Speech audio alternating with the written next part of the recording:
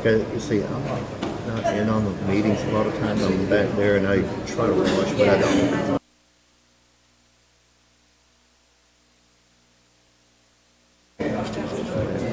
So a lot of times, there's a lot of things that she knows that I don't know, and so if we don't catch it, we don't.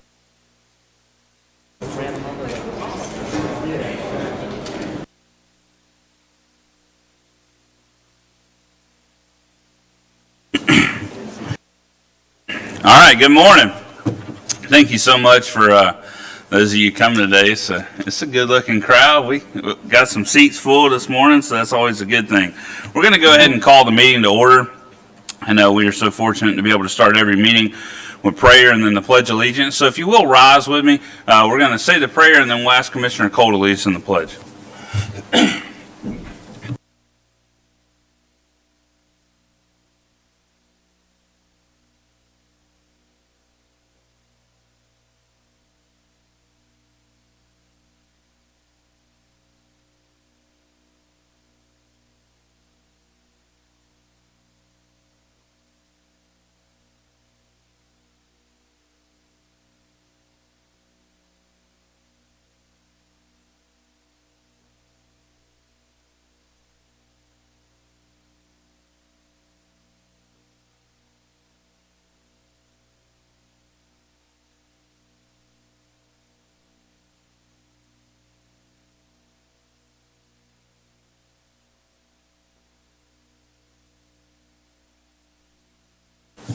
Thank you. All right, first I need to go over today's agenda. I'm going to start to my far right with Commissioner Peach and ask if there is anything that needs to be modified on today's agenda. No changes, Mr. Chairman. Thank you. All right. Commissioner Cole?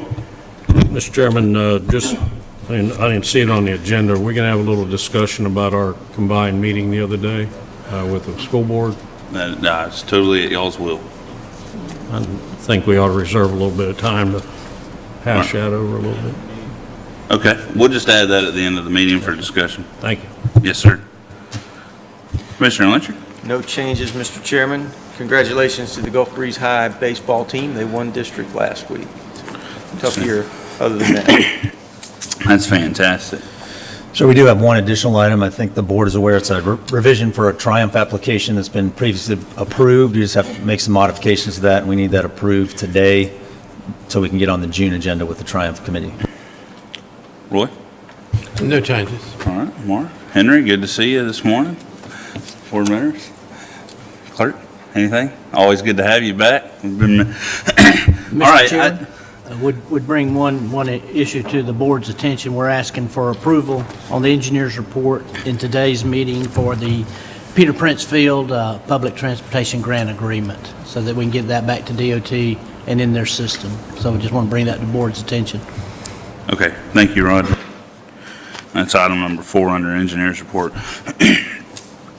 The only change I'd like to do, just to be judicious with these folks' time that are worked so hard to serve the public, and so that we can get them back out there serving the public, is I would like to move the proclamation for Emergency Medical Services Week, and that's why you see these good-looking folks in the front row here. I'd like to move that in front of public forum, and then we'll get back to the regular agenda after that.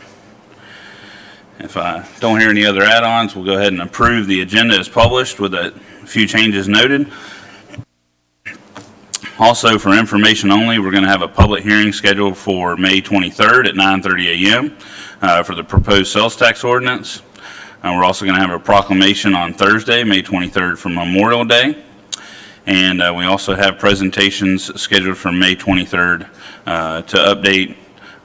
These will be presentations, update on opioid litigation, engineering projects updates, and the Fidelis Recreation and Community Center improvements updates.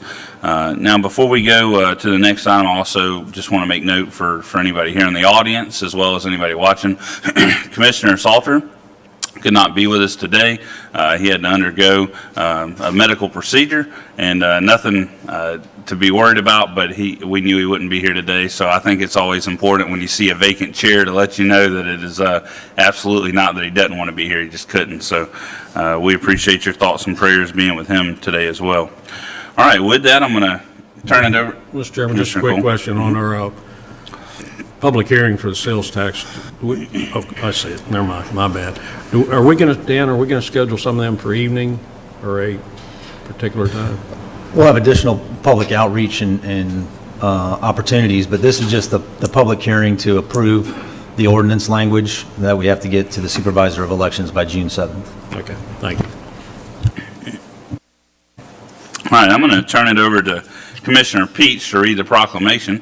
For some reason, I've developed a little tickle this morning. But anyway, he'll read the proclamation, and then we'll so graciously hopefully have you folks come up and receive it and the opportunity to say a few words. And so we thank you for being here. Commissioner Peach? Thank you, Mr. Chairman. If I might, just for a second, a few weeks ago, I had the misfortune of being out with a bicyclist versus a motor vehicle. Me and a neighbor rolled up, and we were administering buddy care, as we called it in the military, and the EMS response and the fire response was phenomenal. They life-flighted the gentleman. It seemed like a matter of moments before the crews were there, life flight was there. I'm happy to report the individual's doing well. It wasn't as severe as we initially thought, but I just wanted to publicly acknowledge the phenomenal response from our EMS and Holly Navarre fire crews were on that one. Happy to report the gentleman's doing well, so thank you. County of Santa Rosa Proclamation. Whereas emergency medical services are a vital public service, and whereas the members of emergency medical services teams are ready to provide life-saving care to those in need 24 hours a day, 7 days a week, and whereas access to quality emergency care dramatically improves the survival and recovery rate of those who experience sudden illness or injury, and whereas the emergency medical services system consists of emergency physicians, emergency nurses, emergency medical technicians, paramedics, firefighters, emergency medical dispatchers, educators, administrators, and others. And whereas the members of emergency medical services teams, whether career or volunteer, engage in thousands of hours of specialized training and continuing education to enhance their life-saving skills. And whereas it is appropriate to recognize the value and the accomplishments of emergency medical services providers by designating Emergency Medical Services Week. Now, therefore, be it proclaimed that the Santa Rosa County Board of Commissioners do hereby declare the week of May 19th through the 25th, 2019 as Emergency Medical Services Week in Santa Rosa County, Florida, with the theme EMS Strong, Always in Service. And the board encourages the community to observe this week with appropriate programs, ceremonies, and activities. Signed, Commissioner and Chairman of the Board, Sam Parker. Thank you, Commissioner Peach. I also didn't want to go without recognizing, I saw we had our fire chief slip in, as well as several other members of our emergency services, as far as our hospital services that are here today. And I know it is a joint effort. I've been the recipient of the care a couple times and had to take a few rides, and every time we were just glad somebody was there to patch us up and plug the holes. But with that, I think if anybody has anything that you would like to say publicly, this would be the time. Otherwise, we'll come down there and join you with a group photo as we present this proclamation. Good morning. Good morning, Commissioners, staff. I stand in front of you humbled and honored to represent the EMS personnel from Lifeguard Ambulance that each and every day get up to serve the citizens and guests of Santa Rosa County. But it's, EMS Strong is the motto this year, and it goes to show with just the representation that are here. From the very beginning of that 911 call to the very end when we show up at the hospital, it is actually one team. And there's a lot of work that goes into keeping that team going. And it's been also easy because I stand in awe each and every day that I get to see the EMTs, paramedics, volunteer firefighters, professional firefighters, and deputies perform life-saving efforts and accomplish that effort with achievement daily. A lot of those men and women that serve you, you'll never see their faces because you got to figure we only respond to the bad things. And nobody ever calls us on a great day and says, hey, come on over, we're watching TV, would love to see you. So I say this, that it is very humbling to tell you that the men and women that are out there right now, and right as I was walking in the door, we are very challenged in response because we're busy. And they appreciate you acknowledging them. We offer you to come to our office at 4340 Avalon. It's open all week. There's activities planned, and they would love to shake your hand, see your face, and know that you actually do care. And that means a lot. Thank you. Commissioner Lyncher. Thank you, Mr. Chairman. Thank you all for being here this morning, and thank you for the tremendous service that you provide to our community, both our residents and our visitors. As you said, you're the best part of that worst day that that citizen or that guest is having. So we appreciate everything you do. Also, I want to thank Navarre Beach Fire Department and recognize that I've had several people come up to me this year and comment on the lifeguarding program out at the beach. They appreciate what they're seeing out there. So you're doing good things out there. Looks like Chief's tan is a little better since y'all took over the lifeguarding too. So we appreciate what you're doing. That is a whole darker shade, that now that you mention that. Well, we're going to come down there, and if we could just get everybody collectively from EMS and the fire services, and I know we've got a few folks from the hospitals here to come down here and join us. We'll present this proclamation and take a photo.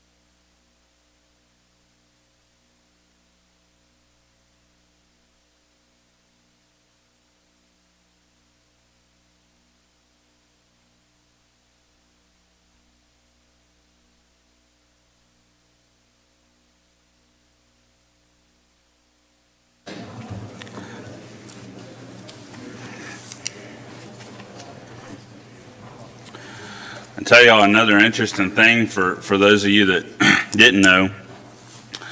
As we obviously see our population grow, we're seeing a lot of investment. We had folks here today from West Florida Hospital, as well as some representatives from Baptist Hospital, and I believe even the Santa Rosa Medical Center. And you see all those facilities continuing to invest in our community. I know just this weekend we had a groundbreaking for Santa Rosa Medical Center's new standalone emergency department over on Woodbine Road. West Florida Hospital is getting ready. They're in the plans to try to move forward with breaking ground on also another standalone type emergency facility there on Highway 90 in the Pea Ridge area. And we're also seeing expansions and urgent cares down in Navarre. So it is exciting to see these organizations reinvesting in the community to make sure that we do have quality health care. All right, with that, we're going to move to public forum, and I just want to notate as we go into that, we do have a presentation coming up from the Combat Veterans Motorcycle Association, and then we have our update on the courthouse scheduled at 9:30. But do we have any members of the public here today that came to address the board or speak on any issue that is not on the agenda. We have anyone? Yes, sir. If you will, just come forward. And as you come to the podium, if you'll just remember to state your name and address for the record so that we can get it on record for the minutes, and just so that we can be courteous and judicial to everybody here and keep the meeting moving along. You'll see a little 3-minute timer pop up at the bottom right of the screen up here, and so we'll just try to do that to make sure we get a chance to hear from everybody. Good morning. Thank you for coming. Thank you. You can just pull that up. There we go. Good morning, my name is William Oglesby. I live at 7111 Oak Street here in Baghdad. Officially, it's Milton, 32583. I came to this meeting, I have talked with y'all in the past, and the topic I want to talk about this morning is transparency in your decisions. In the planning and zoning on the April meeting, it was either April 11th or April 25th, there was a resident that was requesting zoning be changed from historic to residential. Your vote turned out to be 4-0 in favor of keeping historic. I commend that vote. I appreciate that vote. It was important. You did the right thing. However, later on, I learned, after I tried to contact several of you, that the person I need to speak with was Sean Ward. I don't see Mr. Ward here. Is he here? No. Apparently not. But Mr. Ward told me that the resident who was asking for that zoning change was granted a variance whereby they could sell their house, which creates a little bit of a problem for the rest of the neighbors around there, because that resident owns 2 properties. My understanding, and please correct me if I'm incorrect, my understanding was that if that person has 1 piece of property and 2 homes, that if the home is going to be sold, both properties had to be sold.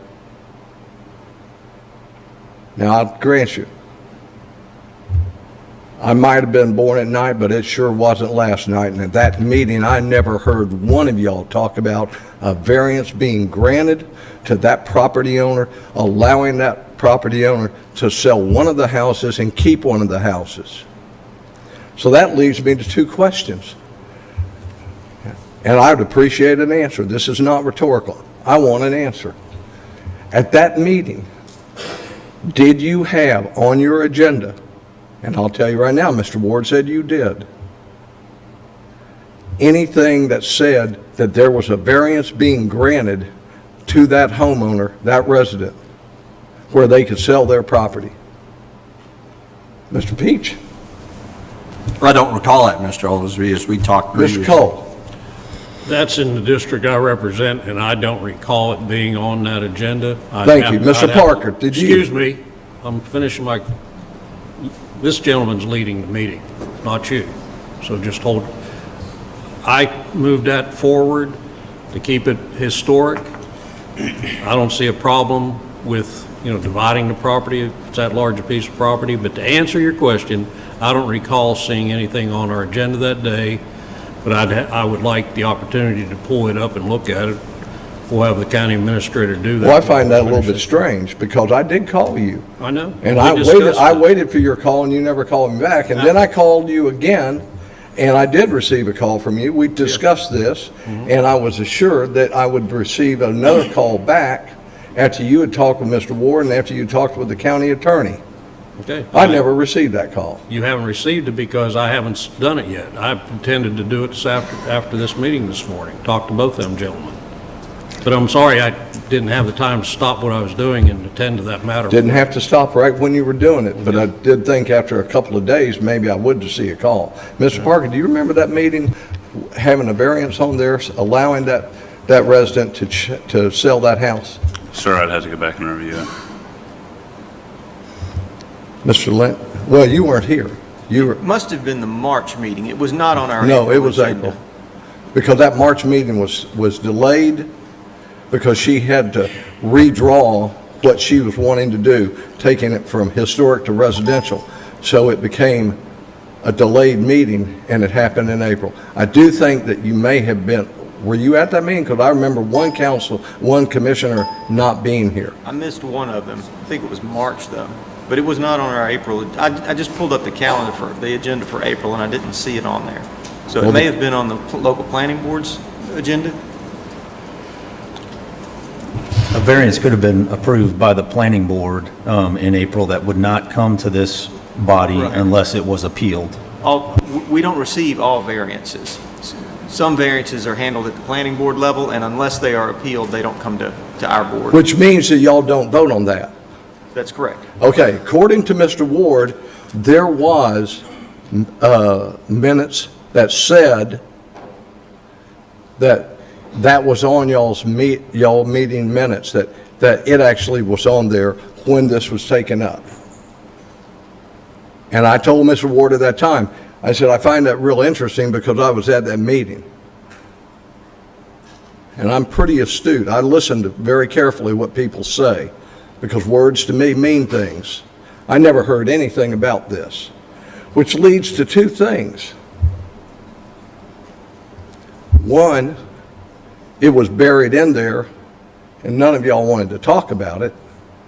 And I even raised my hand, Mr. Parker, and said I would like to speak, and after the vote went 4-0, I was never called on, so that was fine, but I wouldn't have said anything then in that meeting anyway, because it was never brought up that there was going to be an allowance for a variance to be allowed for her to go ahead and sell one home and move into another. Let me ask you, you were at the zoning meeting before that, correct? We usually have the zoning meeting before it comes to the board. No, it was not at the zoning meeting when she spoke. Okay. But what I also find interesting is that the zoning board, from what I have learned, Right. can make decisions, which is a rubber stamp around this county anyway, because whatever brings up, they approve it, and then y'all have to vote on it. So I took my fight to the meeting where y'all were, and I did my due diligence, I did my work, and I tried to talk with y'all about keeping it all historic. And like I said, to your credit, you voted 4-0 not to change it, and I applaud that. Well- But nowhere in that meeting was it ever brought out. When I talked to Mr. Ward, he's telling me, oh, no, it was in the meeting. I said, well, I listened pretty good. And then he tells me that the zoning board has authority to go ahead and make certain decisions that you, as commissioners, don't even have to vote on. So consequently, what you're doing is vesting power into the zoning and planning board, allowing them to make decisions that you won't get a chance to vote on, and allowing them to make those decisions. So that leads me to my two questions. And I'm going to get these questions out. Number one, either there's transparency, and y'all should have brought that up, and apparently you didn't, at that meeting when you did your planning and zoning, or you didn't know about it because somebody hid the ball, or maybe they told you about it and you didn't want to bring it up, and it never got to this meeting for planning and zoning for y'all's vote. All right, what's the Because second they question? had already done it, and if that's true and you didn't know about it, that's incompetency. Either way, I've got a real problem with that. All right, I'll bring us in for a landing, and then that way we can go to the next item. So I think it's unfortunate. I know you live right there, and you were probably one of the folks that received the notice about the planning and zoning meeting. We all did. And I think it's unfortunate that you weren't able to attend that meeting. I'm sure, I don't know if Commissioner Lynchard has pulled that agenda, but I'm sure it was listed on that agenda. I sure don't want to speak on behalf of Sean Ward. He's not here to represent himself. From what I'm hearing, there was probably a slight sort of miscommunication between. No miscommunication. If you'll let me finish. No miscommunication. If you'll let me finish. All right? Between him saying it was discussed at the zoning board and you may be thinking this board. As Commissioner Lynchard stated, we have a process. It goes to the zoning board, which is comprised of 10 members of the public. And yes, this board votes on who's on that board. So we do instill authority for them to be able to grant the power for variances. When they grant them, they say at the meeting, it's publicly noticed, they publicly talk about it, it's on TV, they say, this is final unless it's appealed to the Board of County Commissioners. Not rezonings, but variances. Just like when somebody says, hey, I want an 8-foot fence instead of a 6-foot fence. They vote on it, it's final, unless it's appealed. That is all discussed at that meeting. It happens, I mean, it's as notified as any other meeting we ever have. And so that would be the reason that it's not discussed specifically at our meeting. All right.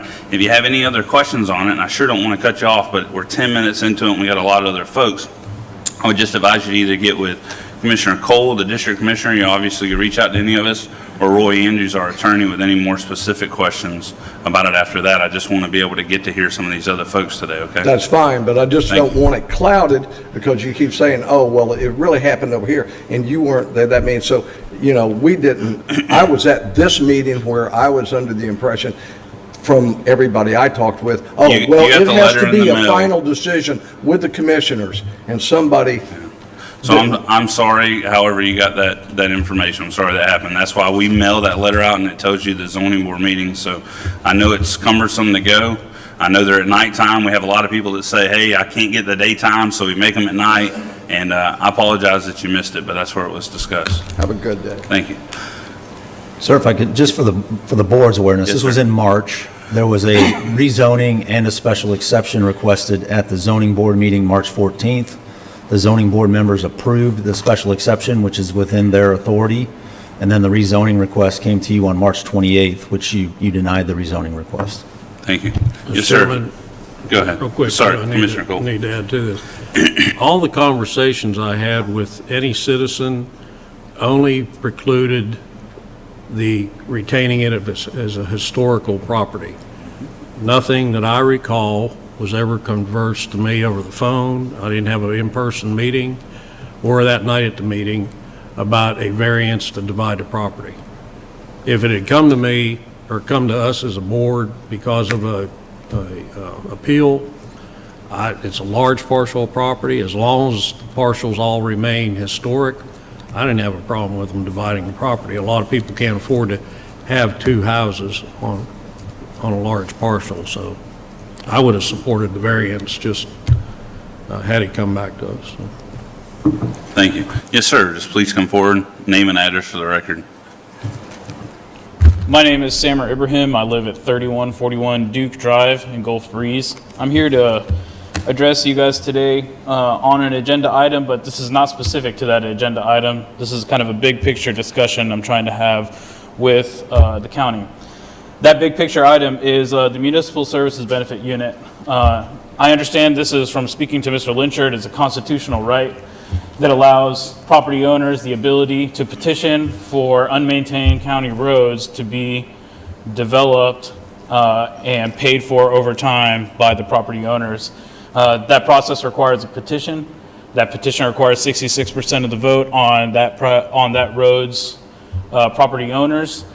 The big picture that I'm trying to address today is I'd like to know the guidelines. They were designed by what law or constitutional right have you guys derived the guidelines from?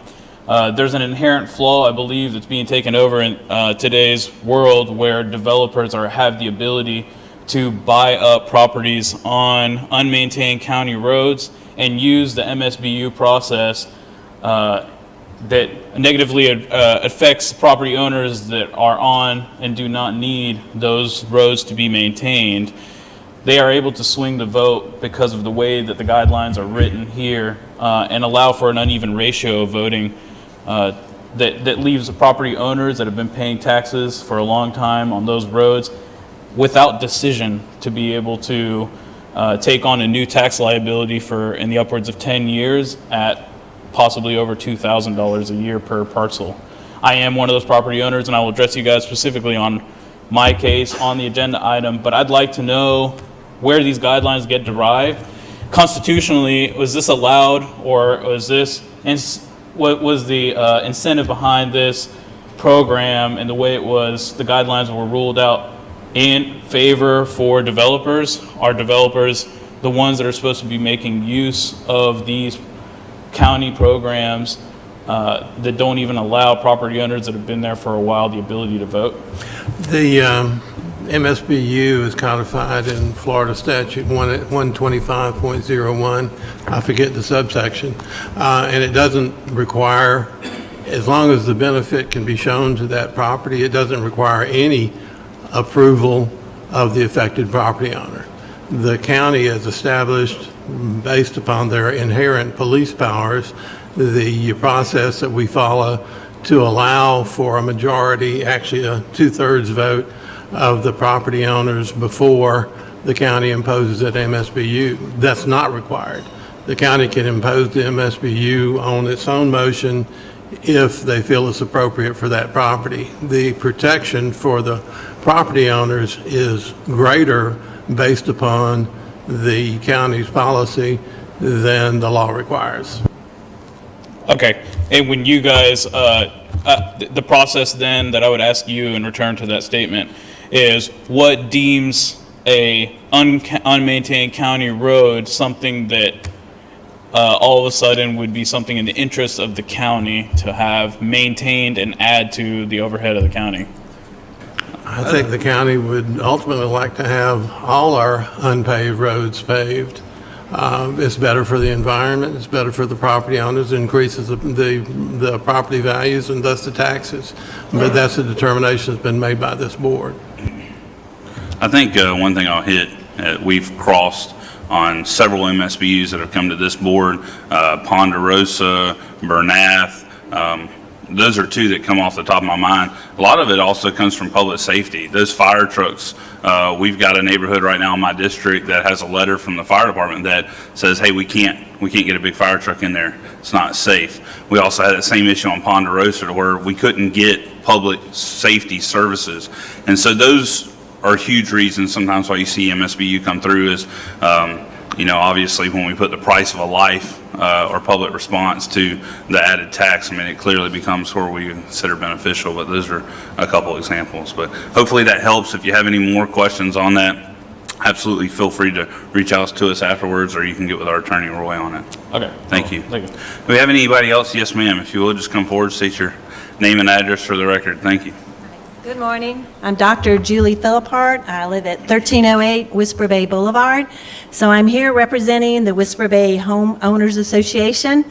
We have the opposite problem. Since you meet during the day, nobody but us retired people can come during the day and meet because everybody's working. So I'm not on the Homeowners Association, but I am a member. And I do have a presentation I gave to Sabrina, PowerPoint. Is that able to be accessed? Yeah, I did. It's just a very short presentation on the issue, and I have a handout. Awesome, thank you. I have a handout. It's dealing with a commercial project that is now at the entrance of Whisper Bay subdivision. There's construction has just started, April 23rd. And so a lot of issues have come to light with the homeowners. First, having a commercial development at the beginning of our subdivision. We found out that Whisper Bay Boulevard is a public egress. So of course, the commercial development, it is part of their right to have access to our subdivision. And so some of our issues are maintenance of the entranceway, whether that development is going to share with the homeowners association the cost, and of course, number 1, 2, for values of the homeowners association is maintaining our property values as far as the appearance of the facility, also whether there's going to be fencing or they're going to help maintain landscape. Another important issue is possible drainage issues from the commercial development. They're in a zone X. I'll have to identify, I'm the homeowner that adjoins the property, so I'm in a flood zone X, but they've been allowed to elevate it. They do have an irrigation retention pond that's to the right, but I'm also concerned between the commercial development and owners in Whisper Bay Association. Is there going to be any stormwater drainage? We'd just like to be assured that there isn't. And then traffic control and calming. So let's go to the next slide. This just shows you our entrance. We've worked really hard to maintain this so that It is an attractive entrance, so we're hoping the future resident, Dr. Rachel Brown owns the medical facility, is going to help in that and also help with landscaping around the facility. And I said also some fencing to maintain our appearance. Next slide. This just gives you the contractor parcel owner information in the permit. It's on that handout also. Next slide. This shows you elevation of the parcel that was allowed due to where they're going to put the medical facility. There is the irrigation ditch, and it's to the right, but I'm just not confident that all the runoff is going to go there and not into the subdivision. Next slide. Traffic, calming, safety is a big issue for us in Whisper Bay. Any of you that get a chance to go out and get out there and look, the problem is that residents don't follow the 20 miles per hour. I feel even at risk a lot of times going out into the street and crossing. I think bicycle people and pedestrians, people with children feel the same way, because Whisper Bay Boulevard leads to Coral Strip, which then goes to Duke, and then can go out College Parkway. Next slide. So we do have current residents that don't follow the 20 miles per hour. There's not a stop sign or traffic calming device until you get around the curve. So coming into the residence, yes, it says 20 miles per hour. There is no device to calm speed or flashing signs, as I see in Escambia County, say on Bayou Boulevard, or speed detectors that say, hey, you're going over the speed limit. And with the addition of the medical facility, it is going to have a drip parlor. It has, I believe, 30 parking spaces.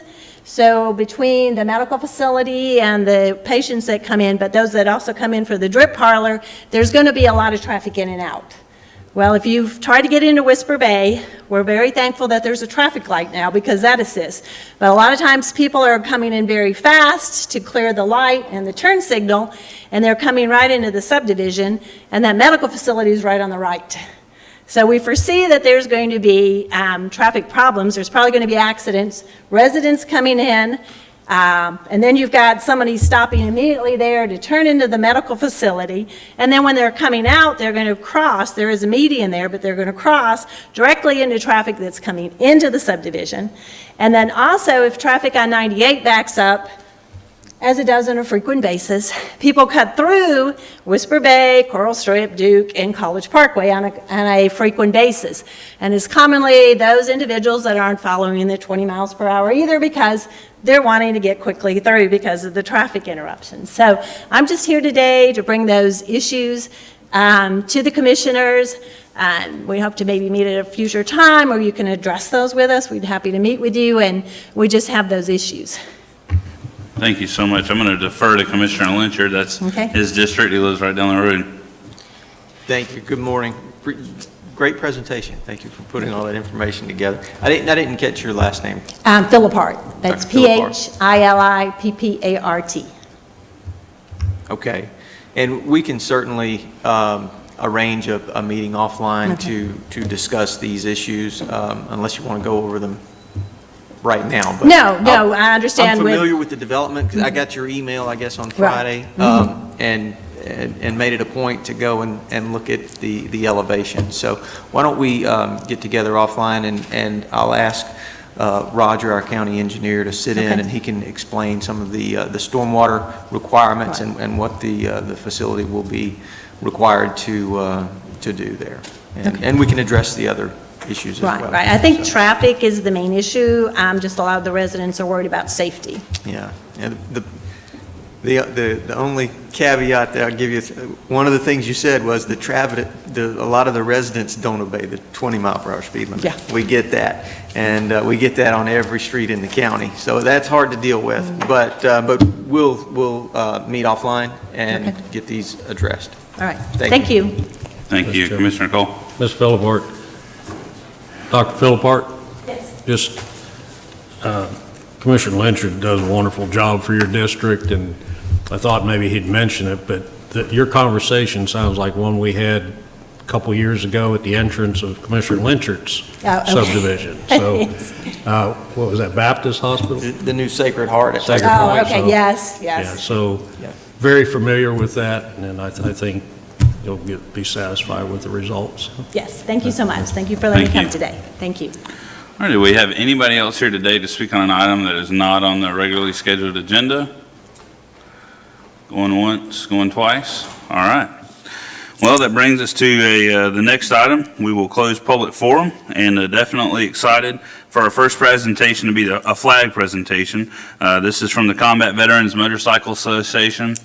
I appreciate so much you guys coming and gals coming today. I remember getting to see this flag pop up in the hallway recently, and thinking, man, that is neat. What do we got going on here? So, been looking forward to the presentation. Yes, please come forward, and we're glad for you to be here today, and very interested in being able to hear what you have to say and tell these other fine folks about this beautiful tethered flag over here.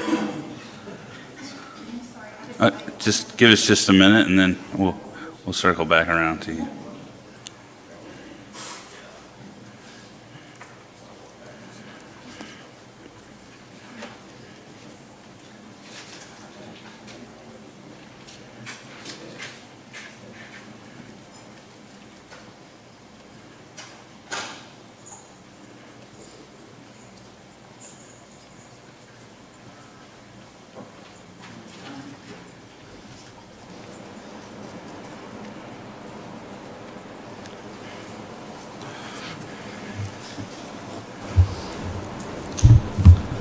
Thank you, Commissioners, for having us come up here today. I'm Chris Williams. I live at 5955 Ashton Woods Circle, Milton. It's right off of Glover there. Pull it up where you don't have to lean over. You'll be better Oh, off. nice. There you go. Thanks. There we go. There we go. So I'm honored today to be able to be asked to speak upon this flag that we're able to present to the county. We are the Combat Vets Motorcycle Association. If we haven't been seen or heard, which would be kind of odd if nobody has seen us riding around on our bikes and everything like that. I think people have a misconception of motorcyclists and stuff like that. And yes, we like to wear leather and wear dark items and stuff like that and everything and try to look spooky and stuff, but pink's just not our color. So we are an organization based around the idea of helping veterans and the community. A lot of the stuff that we do is advocacy. Other things that we do is go over, help veterans in need, whether that be financially speaking, somebody can't pay an electric bill, to helping them out, cutting their grass, stuff like that. I mean, it really is a huge range of things that we do. But one of the things that's most important to us is, as veterans, you know, our mission has changed in life from leaving the military, but our oath of office, or our oath to our nation, has not. So we want to invite the community to know that we think about them, that we're here, and that we're always approachable, and if anybody in the community is in need, that they can always talk to us. In saying that, this flag here that we want to present is kind of our token to say, hey, this is the stuff that we do. You know, it's something that we want to place out there and say that we love our nation, we love our community, and we're here to serve. So this flag was actually taken down by veterans. I happen to get to luckily run a scuba diving charter, and being in this organization with the combat vets, I have a slew of veterans that are scuba divers themselves, and 4 times a year we go out and we change the flag depending on weather and what Mother Nature throws at us. We do Memorial Day, we do 4th of July, we do 9/11, and we do Veterans Day. This particular flag in itself stayed up a little bit longer than normal. It stayed up from, let me make sure that I have it right here, from Veterans Day of 2016 until the 4th of July 2017. The days that we normally pull it down, unfortunately, weather didn't permit for us to get out there and make that change. But what it has done is shown that our flag is extremely resilient and definitely can stay down in some of the most harshest conditions.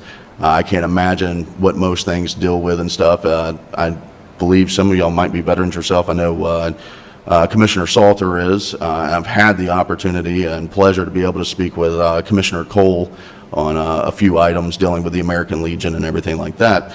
And yeah, I believe that being down there, our flag has shown that, well, as the saying goes, those colors do not run.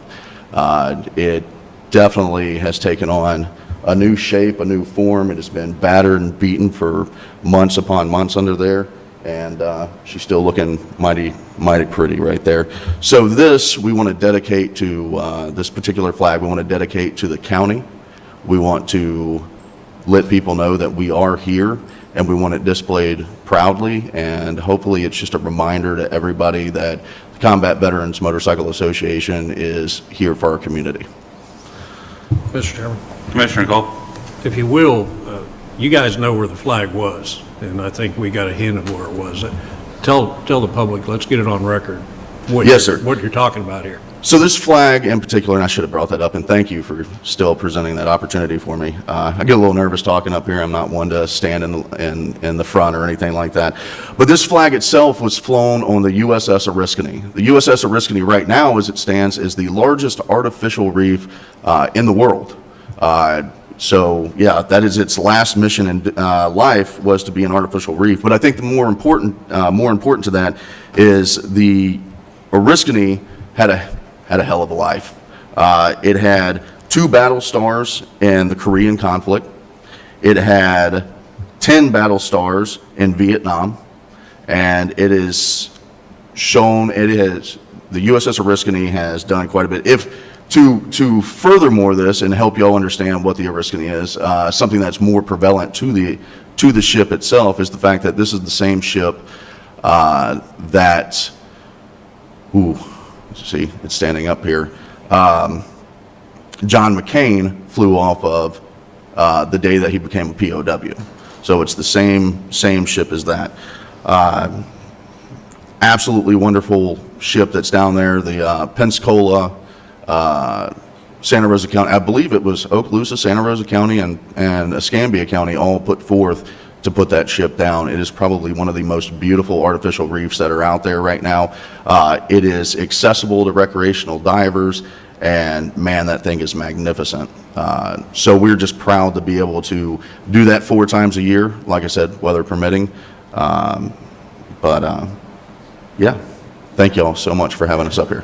So Chris, I'm going to ask you, I got you on the spot. You Yes, alluded to it. absolutely. I remember first time I saw this, Emily, I remember telling her, I think she was the first one. I said, wow, and this is really neat, and I got to read the plaque, and I appreciate you letting other folks know where it came from, and the reason you don't often see a flag with barnacles and other things, and it is amazing to hear that thing could be in the Gulf for a year and still look like that, and we know the struggles of the harsh environment. We're sitting here trying to replace boards on a pier because of that. But I'm going to put you on the spot because you kind of alluded to it. I asked her, I said, man, are we getting to keep that to put up in the building? And she said that y'all are taking it on a tour, but you had mentioned about dedicating it. So I'm going to put you on the spot and say, is that something that we're going to be able to hang up in our county facility, or is this flag on tour here?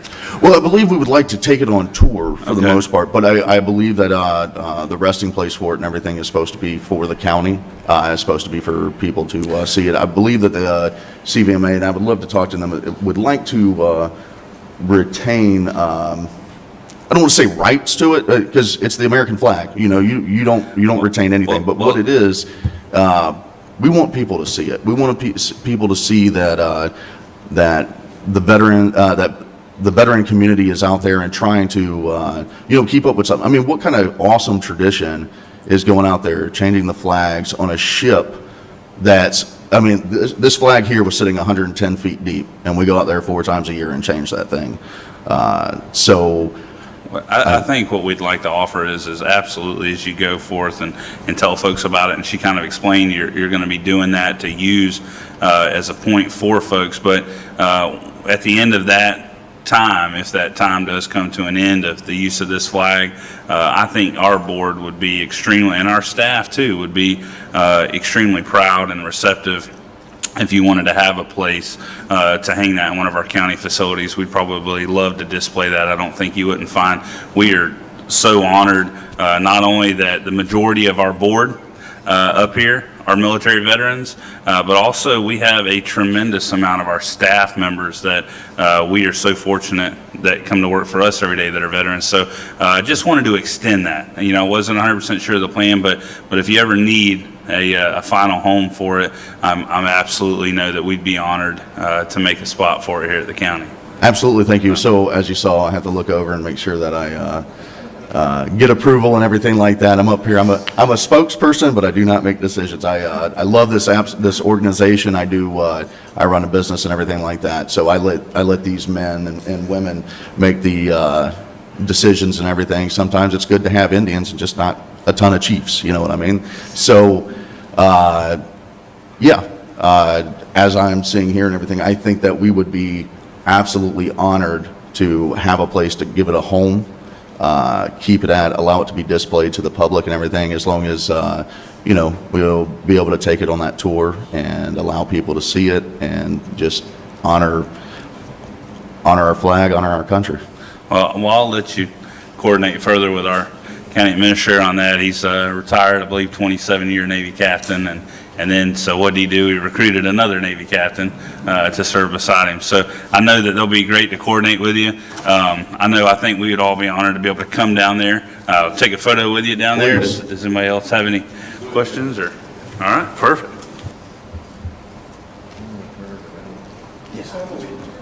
Right. Appreciate it. That's awesome. Right about here. Yeah. See what happens. Peter out of this stuff. Are we getting mine? Let's do that. Come on.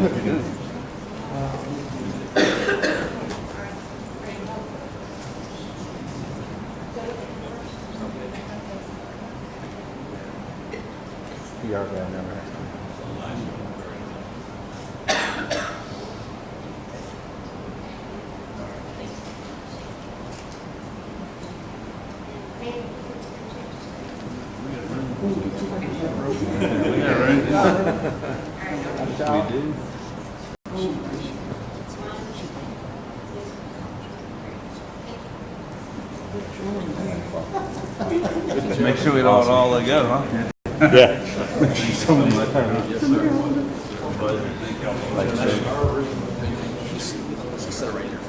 Lean it up against there. Okay, hey, Bob, you're gonna lean it right up over here for right now.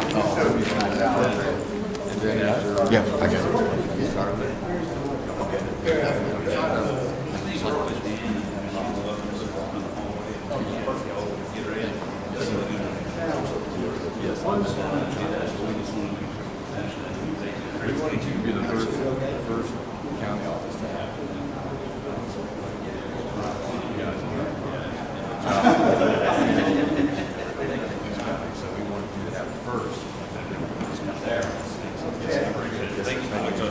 Yes, sir.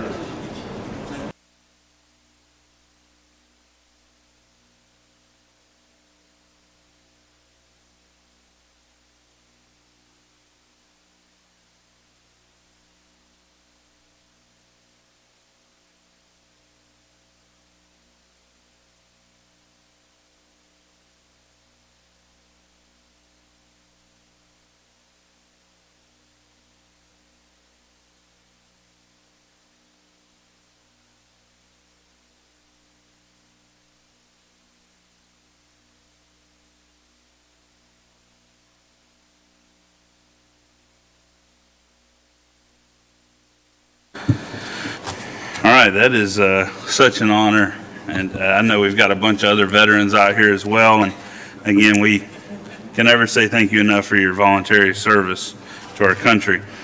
Real quick, I'm super excited about the next one, but I told you I'll grab you. Were you here to speak on public forum? If you come up, it's on the agenda? Okay, yeah, let's wait and then be appropriate. So, all right, so next, we have an update. This will be our first, what I'm going to say, substantial update about our judicial facility. So I see a lot of our team members here. We've got some folks with Ajax and Mott McDonald and Sam Marshall.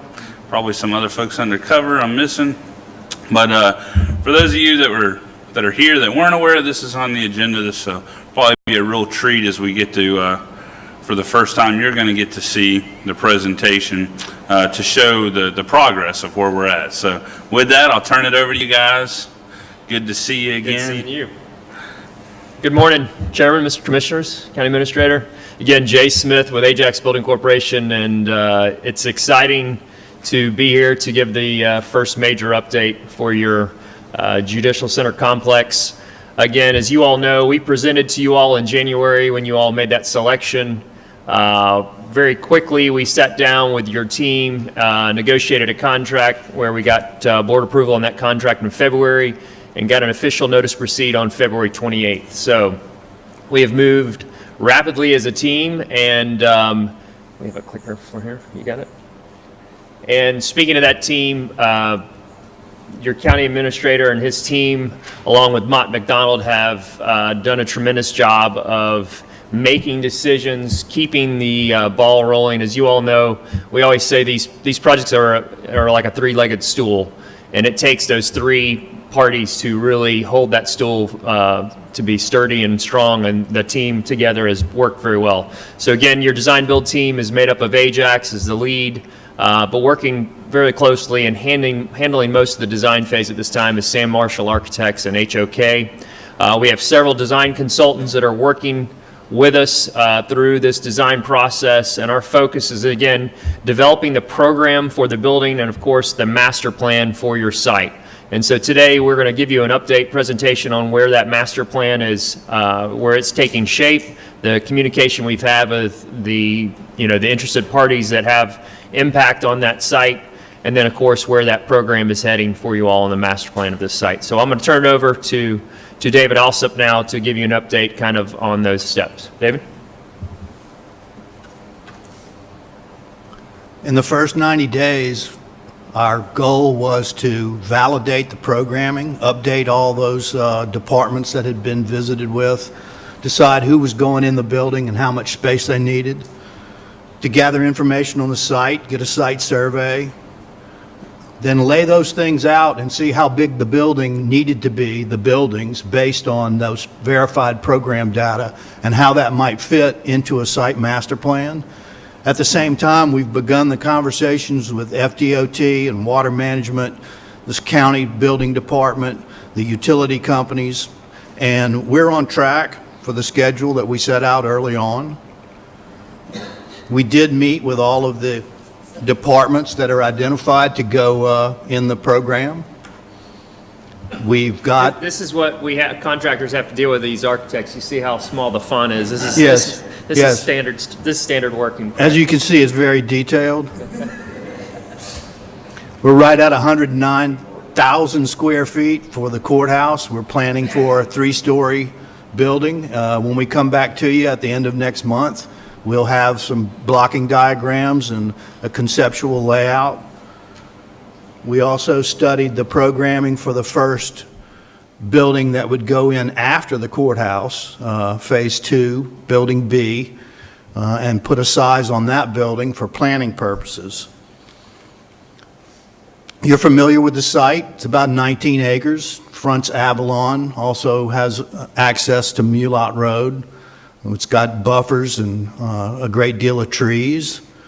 The trees have been located, and we're in the process of having the trees identified by species.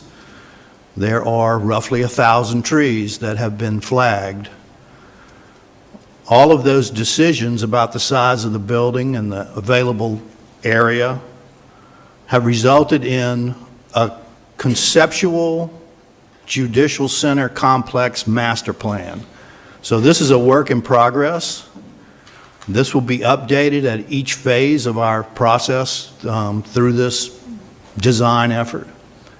It represents a campus with a sense of arrival. It allows for future growth. It accommodates the parking required by code. It retains the natural beauty of the site. We've spread the stormwater detention out, and we're still working on the sizes and shapes of those. We're maintaining the vegetation, and saving the trees of significance. And what we're here today for is to ask for your approval of this conceptual master plan so that we can move forward to the next step of design and come back to you at the end of next month with that developed plan. So we have achieved the programming update. It's been validated. We're well in the process of site exploration. There'll be some next steps with some soil borings and investigations of what's below the surface. The conceptual master plan for the site is what we presented to you today, and we feel good about our adherence to both schedule and your budget parameters. And that's our update, and we would welcome any questions. David, could you go back to the picture and just point out a couple of the features of the master plan from the buildings and then the expansion of the courthouse, which would be a future, but just what you've built into this from that aspect? That center building in gray is the 109,000 square foot, 3-story courthouse. This future building is what's identified as Building B. That's roughly 45,000 square feet. The expansion of the courthouse is to the south of the building, and then there's another buildable area here that could also grow in this direction. The public comes in off of Avalon Boulevard. The parking's out front. Drop-off is by the front entry. This is additional parking on the side that could serve for staff. We have identified this parcel as something that's available that the county actually owns. That gives us another entrance exit. This is secure parking for judges and staff. This is a sally port around the back side of the building so you can pull through and unload the vans and take them into a secure area. We have met with court security. We've met with building maintenance. We've looked at structural and mechanical systems. We're talking about telecom and audio visual. But the site lays out very nicely based on the size of the building with room for growth. I would add that there were a series of 3 workshops. I gave you just a verbal update, but Ajax and San Marshall and HOK have facilitated 3 2-day workshops with all the stakeholders, both for the courthouse and for Building B. A very robust, I would say, review, reprogramming, prioritizing effort to get to this point. And I think this puts us on the right path towards the next step, which will be approval for design development next month.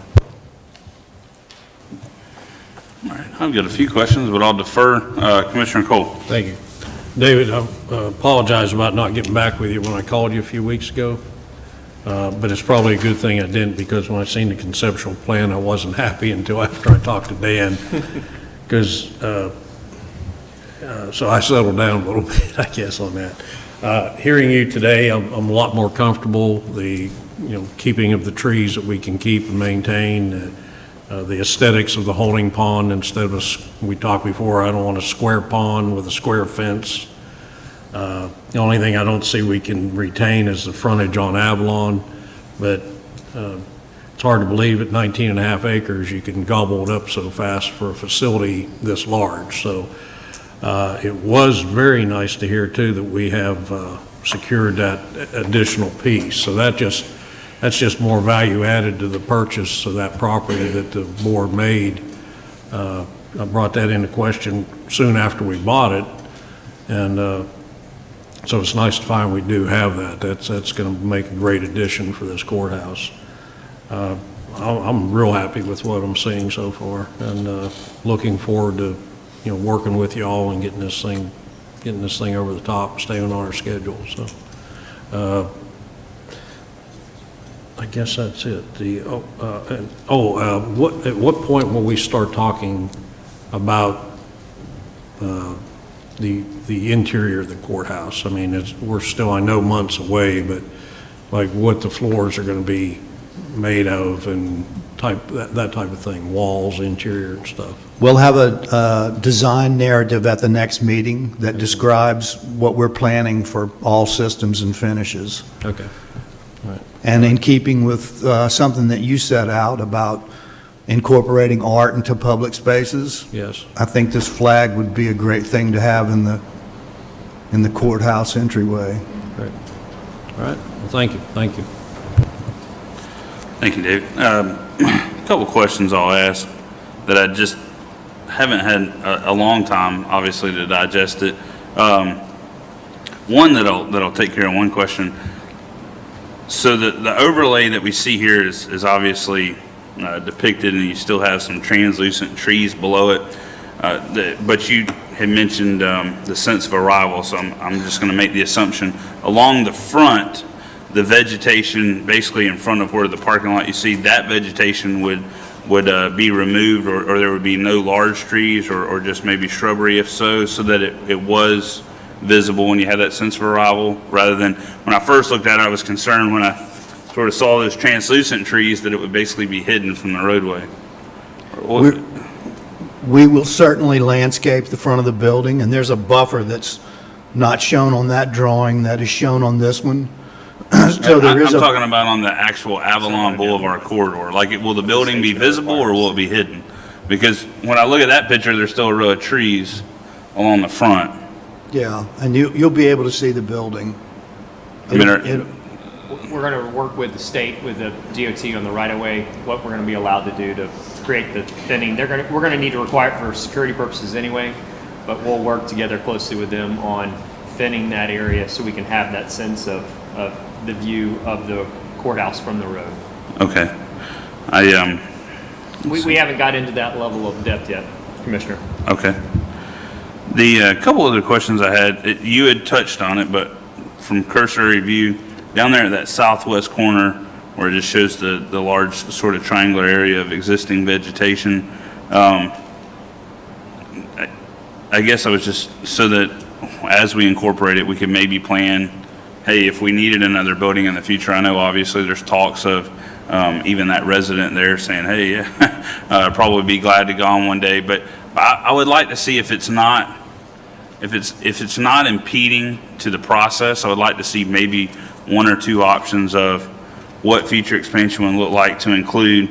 We've clearly stuck with the campus theme, and we know we've got a lot of other offices that we would eventually like to consolidate to one location for convenience to the public. So maybe how that block that right in between the entranceways could be incorporated, or at least the large portion of existing vegetation, how maybe that could lay out to another ancillary building.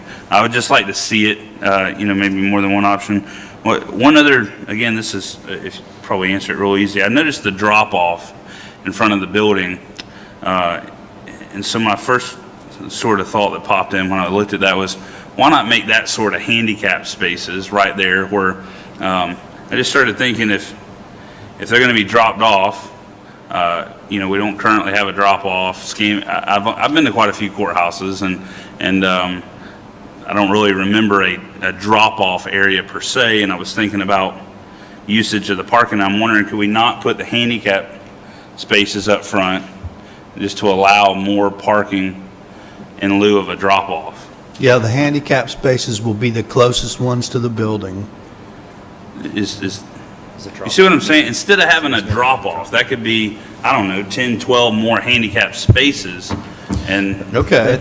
is my thought, like, why the drop-off? Yeah, we can. It's not a covered drop-off, and if they're challenged mobility-wise, I'd like to get them as close as possible, even, forget the drop-off. And if they're not challenged mobility-wise, another 30-something feet or 40 feet is not going to impede them.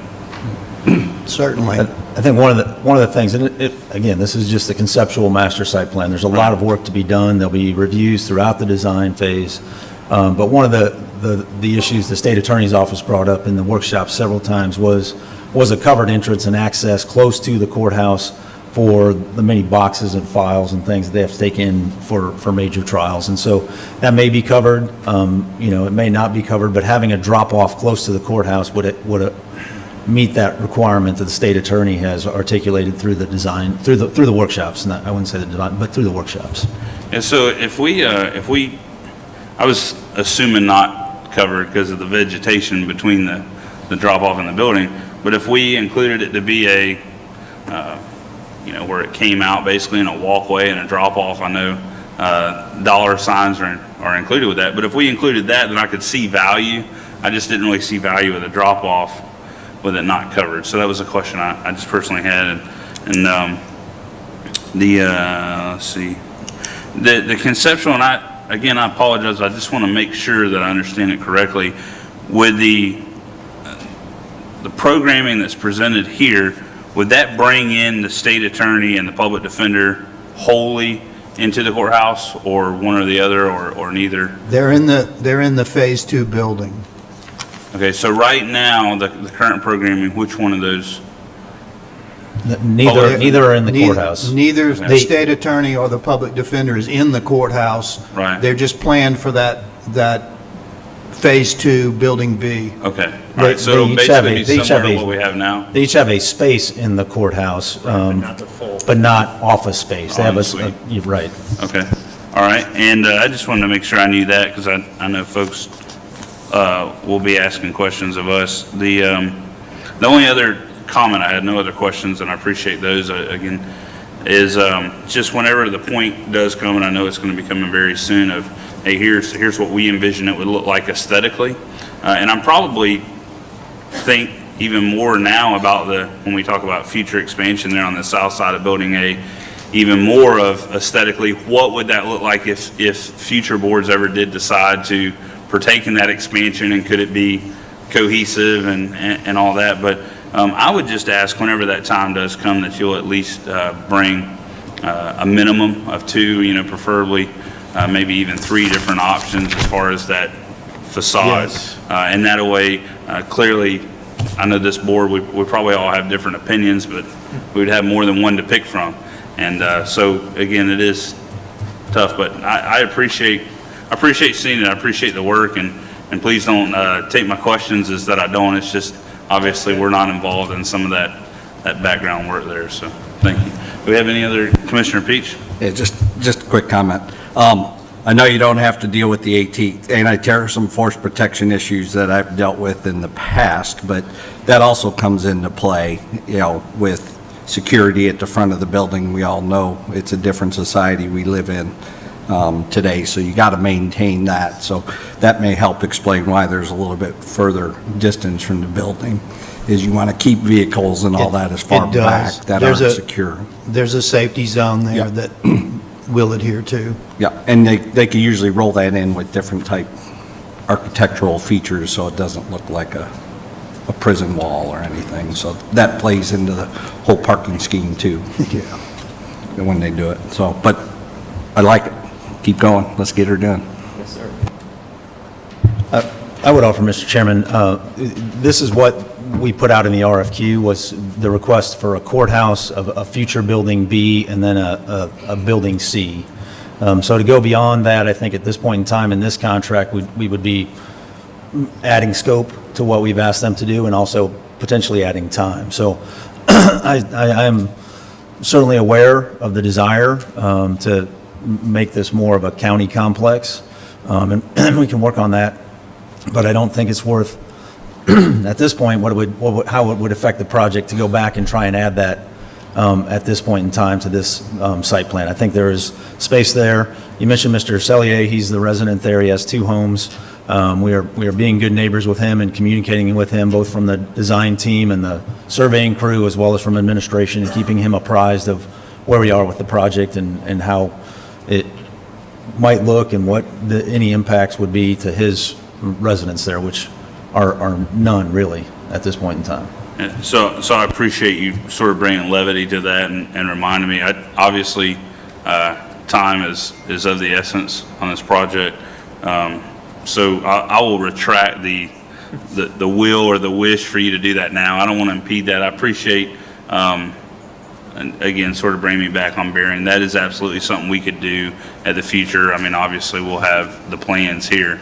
I guess it's just sort of, when you start looking at a picture or a schematic, your visual cues get going. But thank you, Dan, for bringing me back on that. Thank you all for the update. I appreciate as well as the kind words that you gave towards our staff. We appreciate Mont McDonald working with us as far as our owner's agent. I know I just want to sort of praise in public. I know our staff has told us that their team has been a tremendous asset of working these dynamics. And so far to date, we've heard nothing but good things from our team about the process and working with you guys. And I know, and that also comes from other constitutional officers, everything from the state attorney, the clerk, judges, have said they appreciate, we are getting those meetings to where folks have the opportunity to voice their concerns and their interest in the building. So again, thank you. Do we have any other questions? Anybody? Clerk Spencer, everything going good with him? Are they doing a good job? I got to put him on the spot. He doesn't talk that much. We're getting him in office down there. They've been doing a good job keeping in touch with us and working with us, and I appreciate it. So I wanted to thank the executive steering committee that I put together, has represented all of those stakeholders that you just mentioned, the state attorney, public defender, the clerk's office, the sheriff's office from a security perspective and court security. Everybody didn't get everything they wanted. There was good compromise and I think good discussion throughout the workshops and the planning phase. I think what we have is a fundable, buildable courthouse project and one that will put us in a good position for the future. Good. All right. Well, thank you, gentlemen. Thank you. All right. Thank you for being here. See you soon. Yep. We will, we're going to take a 10-minute break. I apologize for anybody here that we haven't got to, but that way you have our undivided attention, and this is a great time for anybody that needs to take a restroom break. So we'll take a 10-minute break. We'll reconvene back at 5 minutes after 10 o'clock.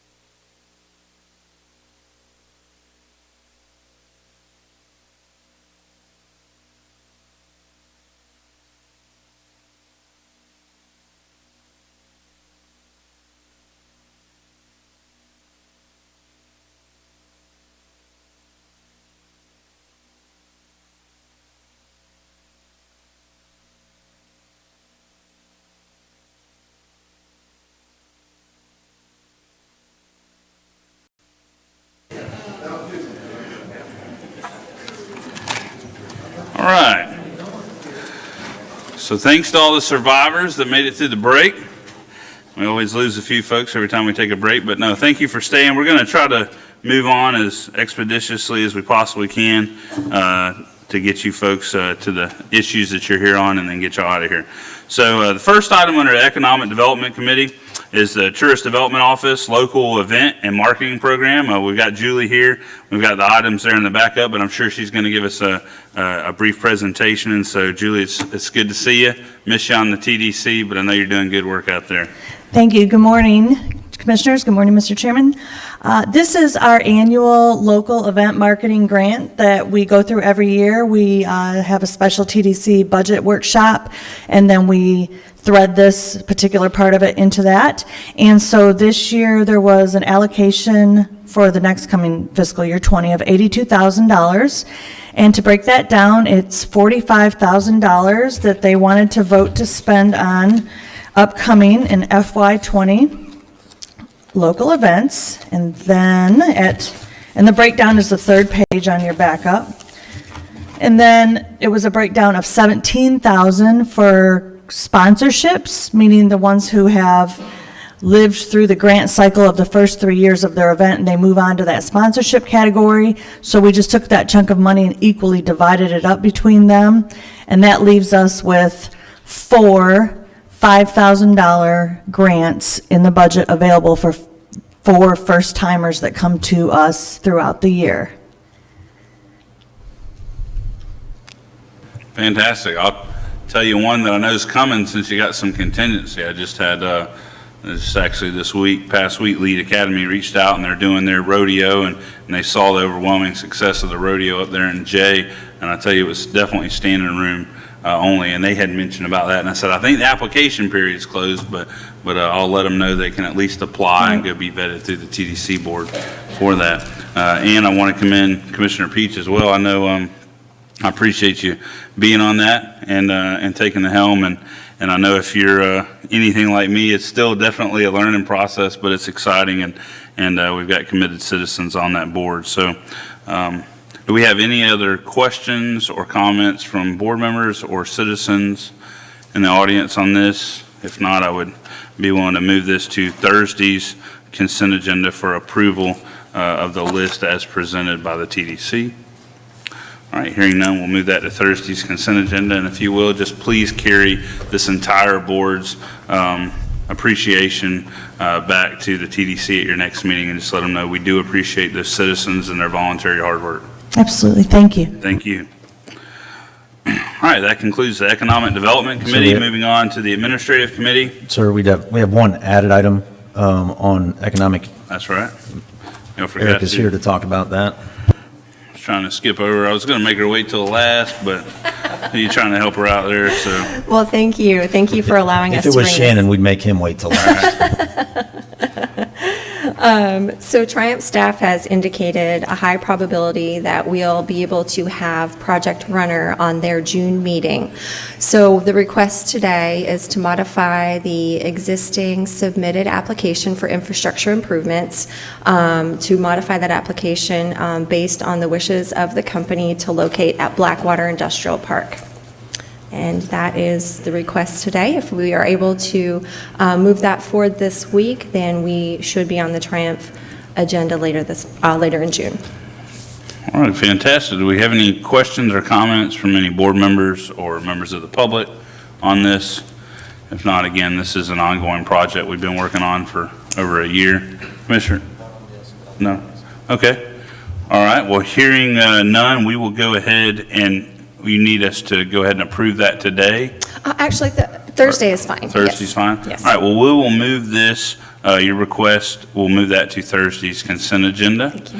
All right, and then I'll turn it over to Commissioner Lyncher for a question. Thank you, Mr. Chairman. Just a quick question that I thought about, Erica. Our facade grants program. Yes, sir. How has the response to that been so far? Have you received Yes. many applications? Yes, I did. I received about $100,000 worth of requests, and the board had authorized $50,000 funding level for the first round, and I'm pretty confident that I will have something for the next BOCC meeting. Great. Yes, Thank you. so Look over, forward and to I'm it. still getting phone calls asking about the next cycle. So a very positive response. And looking through the applications, there's some great projects. Great. That's fantastic. Thank you. Thank you for asking about that update, Commissioner Lynchard.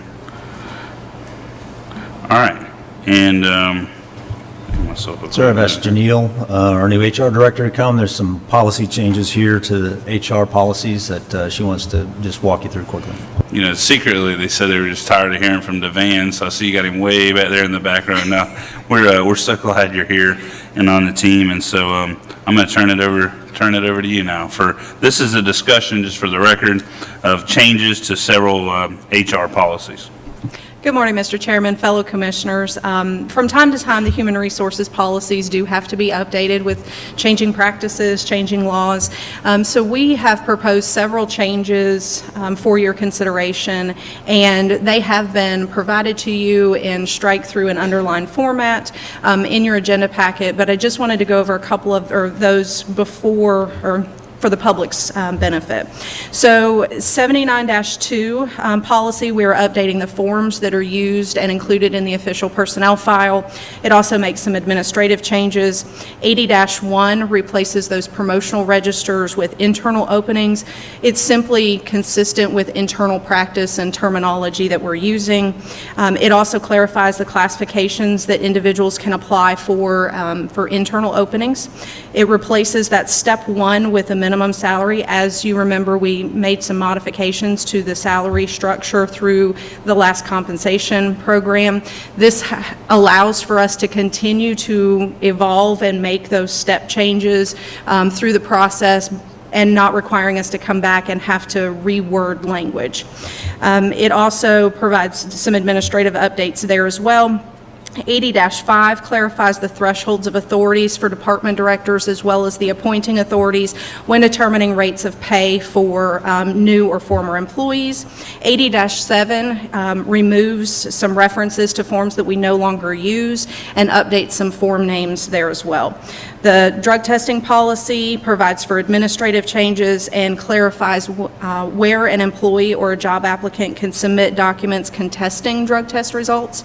And then last but not least, some changes to our DOT policy, again providing those administrative updates, modifies the drugs that we test for in accordance with the DOT regulations. And with that, I'll be happy to answer any questions. All right, do any board members have any questions today? If not, Just one real quick question. Commissioner Cole. Absolutely.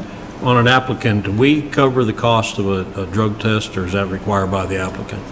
We cover the test of pre-employment and current employee drug testing. Okay, thank you. do we have any other questions? Yes, sir, Mr. Spencer. Thank you, Mr. Chairman. I would like to ask one question.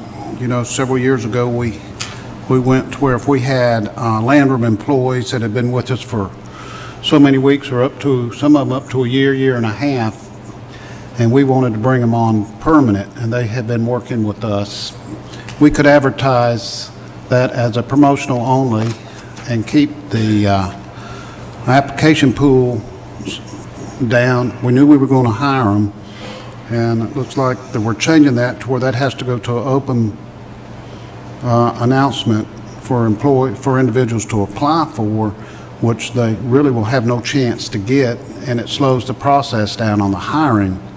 I don't know what the advantage to that is or disadvantage to it, if maybe they could explain that. Absolutely. So as coming on new, I have reviewed some of our practices, policies, as evident of the policy changes that we're bringing forward. What I can do is even though we are changing this process, I can assure you that that's not going to slow down the hiring process. There are ways that we can use our software. I'm actually familiar with using the software that we use here at my previous employment, and we can use that software to get to the end result that you are looking for in the same amount of time that we can do that with an internal promotional process. Let me ask you if I could just piggyback off his question. I guess just from plain talk, I hate to advertise a job and somebody out there go through the process if we already know they're not going to get the job? So is there a legal or litigation reason that that's required? And it's sort of that where sometimes bureaucracy overrules common sense, because that's a great question. So can you explain why would we have to even take other people's time and basically waste it, for lack of a better? There are some legal requirements that we are attempting to meet as it relates to the changes in these policies. Which are? What are those legal requirements, so I understand why it worked before but it doesn't now? Veterans preference. I can understand the veteran's preference if we're advertising for a position that's going to be open to the public. But this position is actually somebody that's working for us now that we're going to, all we want to do, they're earning the salary and doing the job. All we want to do is bring them on permanent. If we didn't even have to advertise for those positions, I'd like to be able to do that. And we can certainly continue that discussion with the county attorney and go through that process. Do you want to, could we move all the recommendations forward to Thursday's consent agenda minus that issue? Absolutely. And we retract that for further review? Absolutely. Okay. Would the board members feel comfortable with that? And I appreciate the question so much. All right, well, we will move the modifications and changes suggested other than the one that was just discussed with the clerk as far as the contract employees for promotional versus open advertisement, and we'll let you go back and vet that out and bring it back forward to us, and we'll move those other items to Thursday's consent agenda. And again, thank you for looking at this with a fresh perspective, and I just encourage you. I think it is great to always bounce these ideas, and so sometimes we hear them. So thank you, and we appreciate it. Alrighty, thank you.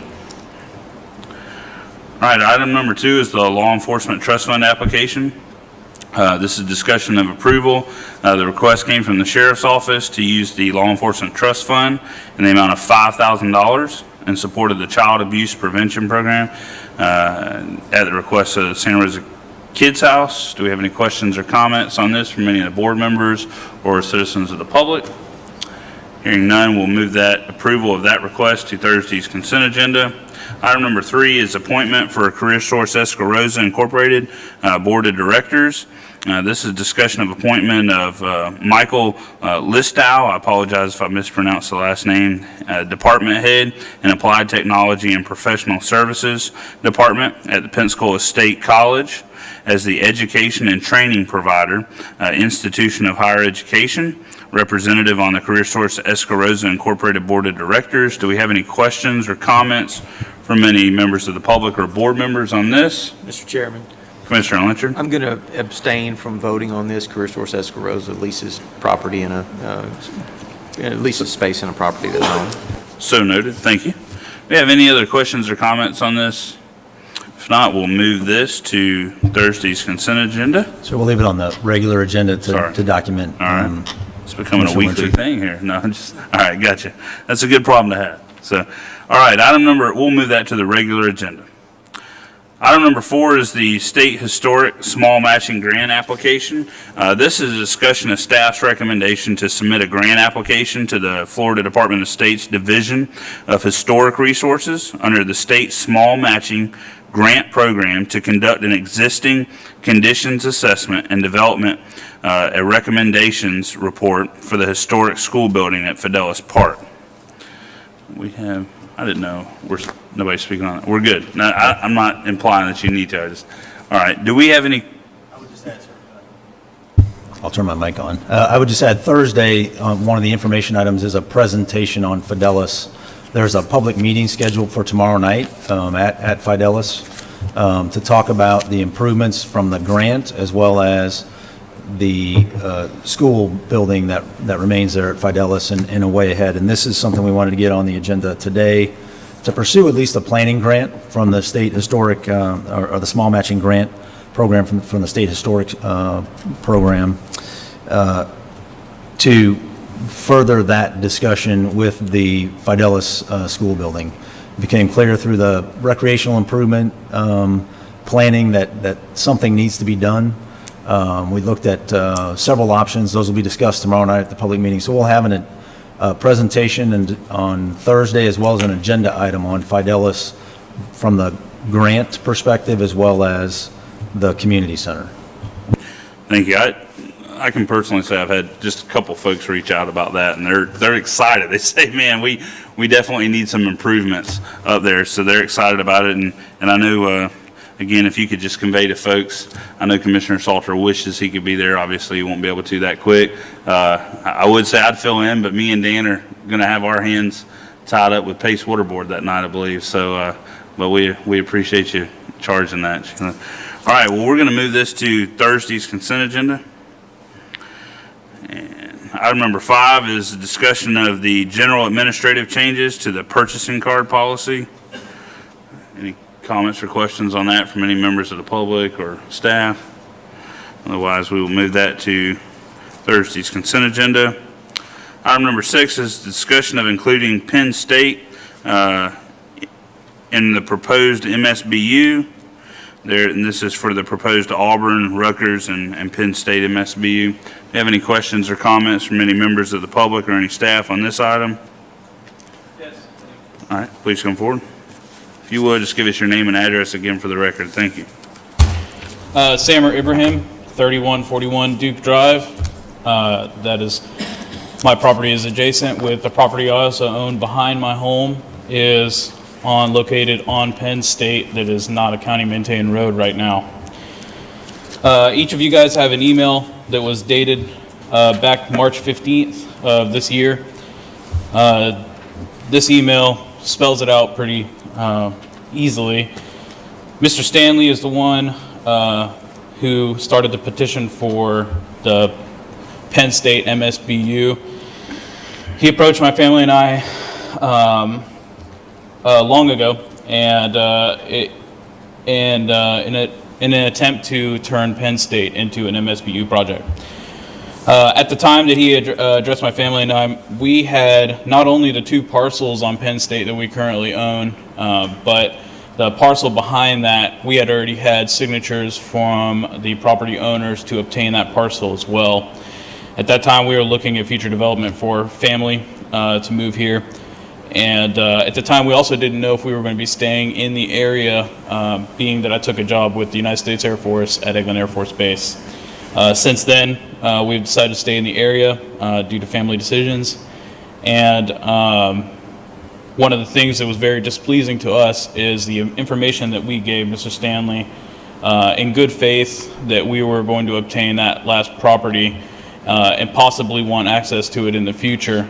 That information was used against us to obtain that property, and our lawyer gave us a call after having obtained some of the signatures and let us know the intent there was taken from us in order to gain signatures for the petition. At that time, we didn't have trust in Mr. Stanley as a developer or the other developers located in that area, that they're going to have the public interest in mind rather than monetary gain. It's very concerning to us and the other property owners on that street.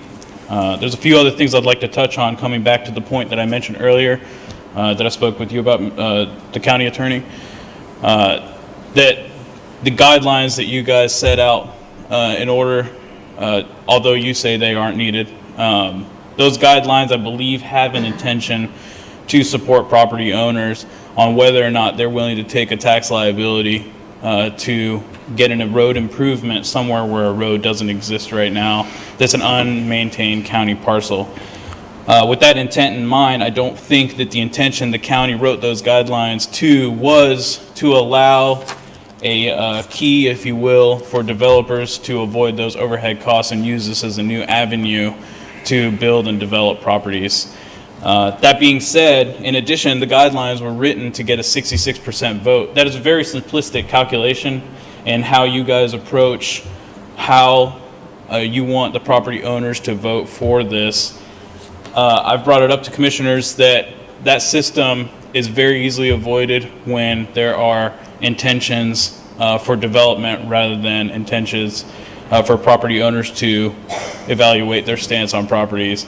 I believe that a weighted system needs to be evaluated and looked at, time and place, whether there are a lot of factors that can be used in a weighting scale or system that can allow for a better representation of the people who've been paying taxes to this county for a long time, rather than people that are coming in to develop, sell off to other people, and give that tax liability to.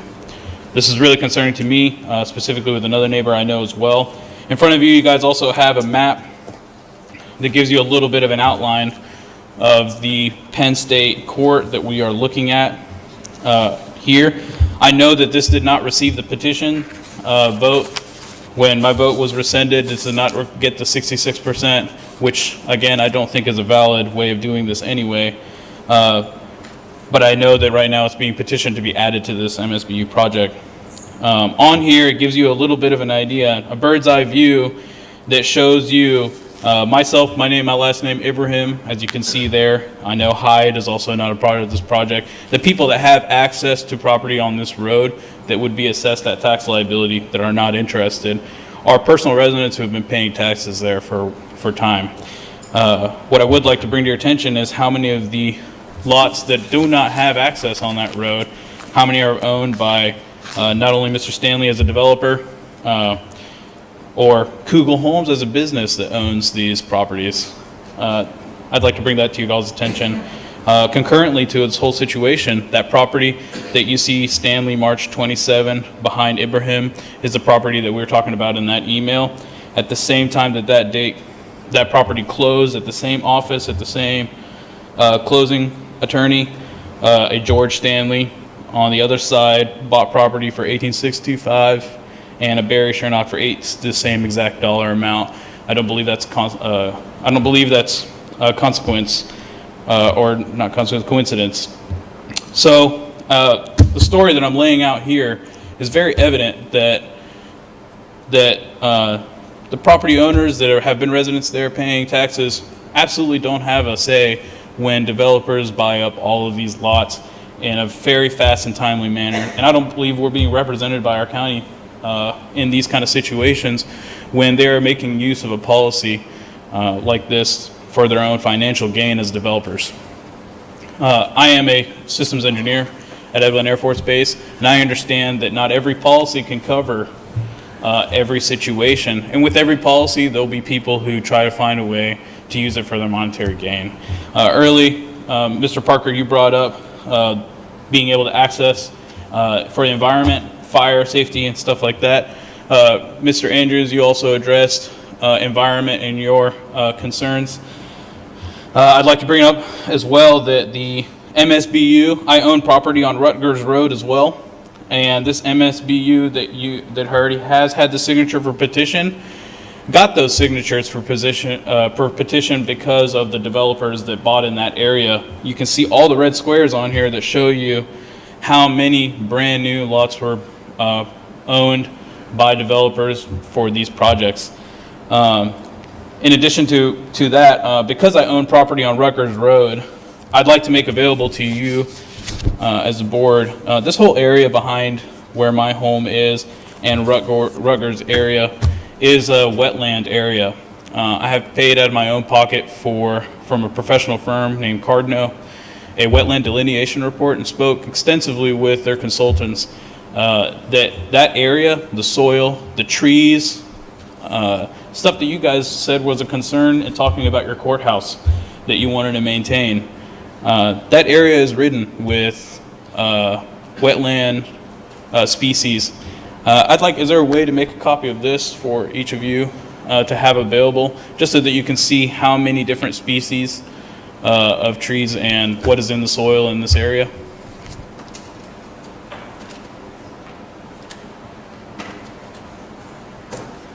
That is for property located on Rutgers as well, where I also own property. I've recently had an issue on Rutgers itself with somebody else who bought a lot that went through a process without informing the Northwest Army Corps of Engineers and the Forestry Department on some of the issues they were doing there that I brought to their attention as well, specifically on this issue. That's the case I'm trying to make here, is that I don't believe that the system in place, the guidelines that you guys wrote, there's a reason you wrote those guidelines.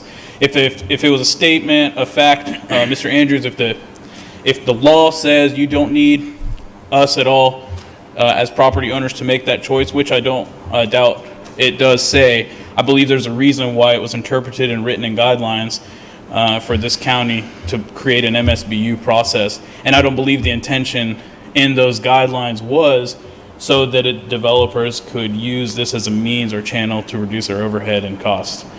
Correct me if I'm wrong, but that coupled with the mistrust from the situation that my wife and I dealt with specifically is the reason I'd like to petition against Penn State being a part of this MSBU, and I'd like to challenge it being a process that you guys use for Rutgers and Auburn as well. Thank you. I'll speak to this, and then I'll absolutely see if there's any other board members that have comments. I just want to, so I sort of asked myself as you were talking and listening, should I comment and how should I? I know you referenced several times, like, well, these developers, and they're coming in and they're buying stuff up, and it's for financial gain, and absolutely, it's for financial gain. Same reason you go to work is on Eglin Air Force Base, for financial gain. But if you remember a few moments ago, we approved a Triumph application for Project Runner, and so we're actively spending money as a county to try to bring these high-paying jobs. We're actively spending money to try to work with Eglin and Hurlburt and Whiting Field to help them and bring more jobs. And so with those jobs, we clearly know houses come. I mean, you can't have one without the other. And the folks have got to live somewhere. So I just don't understand. We hear week after week. I mean, I hear it. I just sometimes I lose the logic of how folks tell me they want their kids to have good, high-paying jobs and raise their families here, but they don't want any more homes. And so I just want to sort of bring a different avenue to look at that. I was not on the board when they passed the 66%. Commissioner Peach wasn't. It used to be 60%. I've tried. I've given this story many times. I've tried to do an MSBU, and I finally got to where I could have done it at 60%. And now I can at 66%. And I'm one of the folks like you talk about, longtime resident, been here my whole life, own property on a road. If this one was more for just the road, I would even be leaning over this way. But as you said, something else that we've heard time after time, members come up here is they talk about, just like you said, not only wetlands, but they're concerned with our water aquifers and other things. And so reviewing this MSBU, this is not only for paving and water, but also for sewer expansion. And so I know that that's something, again, this board is tirelessly went after grants and other things to help bring more sewer expansion on. And so the fact that they're at 64 versus 66% on the one road, and I followed what you had alluded to as far as the recent sales, but really, if there was some sort of underlying coup or whatever, for a lack of a better way to analogize it there, this gentleman that you spoke of, one of the folks here that you mentioned his name as you went through, Stanley, he has property on several of the streets, several more than one. He could have found members of the family or friends or started LLCs, and so he could have, in essence, given himself more votes. And it kind of goes back to, it's just like if you bought more lots. If you went out there today and said, I'm going to buy more lots and then I'm going to give them to different people and I'm going to have more votes against it. I don't believe the process, it's kind of like Commissioner Lynchard had commented back with the doctor earlier on Whistler Pines. The intent of this board is not to, I don't think, try to get involved in these where one citizen plays, I'm going to try to buy more property and do something else. And what I say is kind of like his reference to the speed limit. We can put the speed limit there, but you still got lawbreakers. And so this board, I believe the intent behind it, although I was not on the board, was to make sure that that's what the majority, and in this case, the overwhelming majority of the citizens or the property owners that would be affected wanted. As Mr. Andrews stated, and again, I'm sharing with you as a person who has tried to personally go through this process, so I feel like I'm there with you, although I was on a different side. I was trying to get the road paved. And in my case, I had folks that didn't want it because they were okay with, hey, I don't want to pay more, and a little bit different, but that's because I had to eventually fix the road anyway if I wanted access. So clearly, we have even this board's policy laid out that they're not going to make everybody happy. I mean, even if the policy was meant dead on the nail, you got 34% that's not happy. So it's really meant to, I think, capture the spirit of the bulk of the property owners there. Again, I'm not going to speak for the previous board as far as maybe the nuts and bolts, but I think it's just to get the spirit behind it, because as Mr. Andrews stated, our board could deem, based on vote, well, you know what, this is needed, and they can impose it. And in this case, I don't think the board would, but, in various cases, that's why the state legislator granted those powers. I mean, all of our powers are obviously enumerated from what we get from them. But with that, I mean, I believe this is in Commissioner Lynch's district. I mean, I just share with you my thoughts as a guy goes through it. I can understand your thoughts, and I can stand so- behind you when you say the spirit, and that's the point I'm trying to make. So- I don't think that the breadth of the property owners will be represented when the process that's not weighted allows, like you just mentioned, for me to have my sister, father, or myself, along with other business entities, buy up most of the properties. You aren't representing the breadth of the property owners in that case, if you're mentioning it in the form of a spirit. What I'm getting at is y'all could buy the property the same as anybody else. It's kind of like we've got folks, I used to love Mr. Goodmillion would tell me stories about farmers that would complain about the houses popping up. And he said they popped up because the farmer sold the land. And they had the same, I mean, again, I'm not Unfortunately, us citizens don't always have the ability to just go through a neighborhood to be able to protect ourselves, just go through with hundreds of thousands of dollars and buy parcels merely for our protection. We typically use a forum like this to get backing from our representation from the county in instances like this to help us in those cases where we feel like we're underrepresented by a policy that allows for this to happen. All right, well, again, and I'll just state, and then I'll ask the other commissioners, and I'd love to hear the district commissioner's thing, but there are 23 unique property owners. So again, Not on this single road. Right, on 3 roads. Commissioner Cole? Thank you, Mr. Chairman. Mr. Chairman, we've been here before with this same developer, and I agree with this gentleman. You don't put a burden on people that don't want it in this particular instance. If these were actually individual property owners all along this road that signed an MSBU, technically they are individuals, but untechnically they're not. And we've had this same issue with Mr. Stanley before. I'm not going to support put Penn State on there. And I think we need to do some looking at this to avoid this in the future. If somebody owns this many lots on there and wants to pave the road, that should be out of their pocket, just like it would be if they developed a subdivision. So that's going to be my stand on it. I'm not going to support the 64% to add Penn State. And if I can oppose the other 2 at this point in time, I'll do so also. Commissioner Lynch? Why don't we hear from the proponent of the MSBU? Do we have anyone here to speak in favor of the MSBU? If you would just come forward, state your name and address.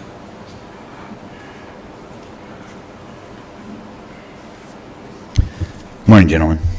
My name is Michael Stanley. I'm at 1694 Champaign Avenue, Gulf Breeze, Florida, 32563.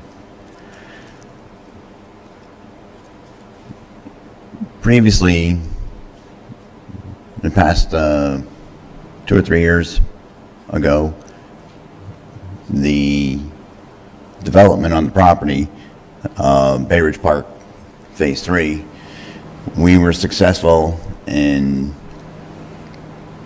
paving, providing water and sewer. Also, in doing so, we eliminated a lot of people's personal dumping site, people going there and partying, causing fires, or making fires, and partying. And the problem was that the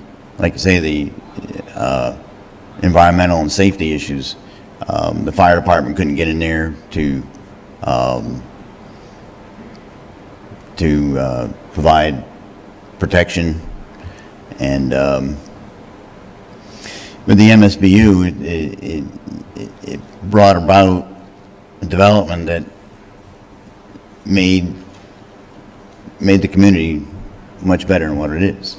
The improvements are just, you know, I have a slideshow presentation here that shows that this particular, this is one of the unpaved roads going down from Cornell Drive. Can we go to the next slide? This is another one of the roads that is unpaved. And these roads, it was the property was developed back in the 60s at some time, and unfortunately, they were developed as dirt roads, and the property was sold. Individual lots were sold to individuals with a membership to what is now the Tiger Point Golf Course, and that's what led up to what it is today. So the lots that are there now, people don't have access to. I want to clarify one thing. I'm not a developer. I'm a builder. I'm an individual. I own lots in there just like everybody else does. Okay? I've managed to get people to agree to the petition that is imposed by the state of Florida under the guidelines. Auburn Parkway, Rutgers, also on Cornell Drive, Georgetown. At one time, there used to be a 55% participation. Then it went to 60%, now it's 66%. When I initially approached the people to participate in the MSBU today on Penn State, Rutgers, and Auburn, I did have 67% for each of those three roads.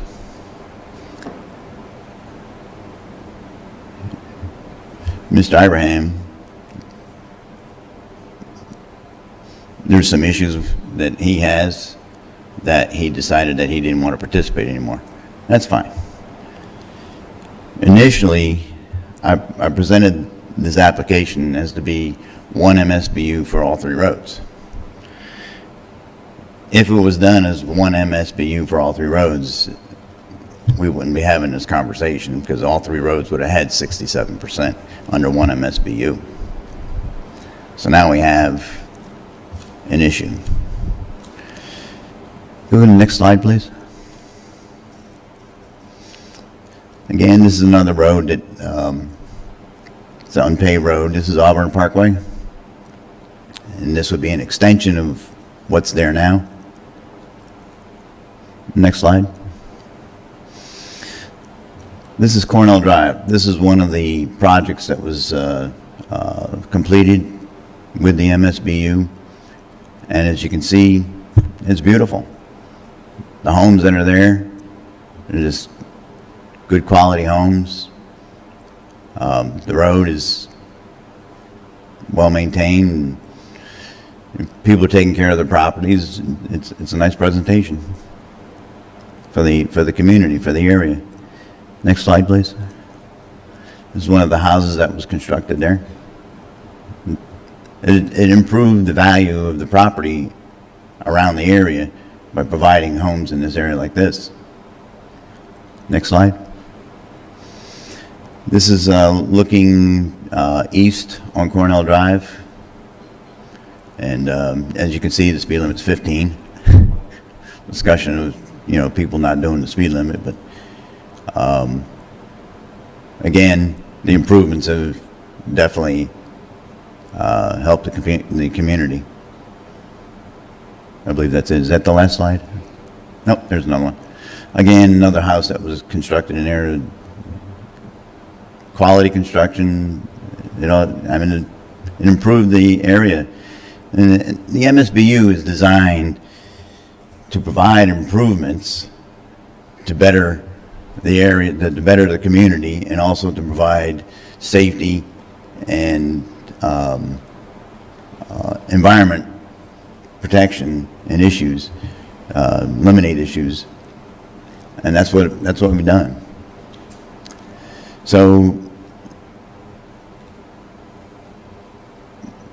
with the new MSBU that we're proposing, I know we're at 64%. I did have 67, over 67, and eliminating the one vote, it went down to 64. I've got, if you don't mind, a quick question I'd like to ask the first gentleman. I just don't want to mispronounce your last name. If you could come back up and also, if both of you will verify, I don't think I've ever had a conversation with either one of you outside of this room, to my knowledge, have I? Okay. Ibrahim. Okay, I wanted to make sure I didn't. I appreciate the schematic and actually getting to sit here and look at it. So your house actually faces a different road than Penn State, correct? Yes, sir. And so is that a paved road? Yes, sir. So you access your house already off a paved I have road? access to my home. So really the only lot that would be affected as far as access would be the one lot you have there on Penn State Court? No, you can't look at it as a single affection point. I think you have to look at it as a whole for what that can do to my properties. If you're talking about what the MSBU will do to me specifically, if that's what you're trying to get at, no, I think you have to look at the picture as a whole. You can't look at it as you will now just only now have access to your road. I think that paints a much smaller picture. I'm describing to you a tax liability that I would be taking on two parcels, not single parcel.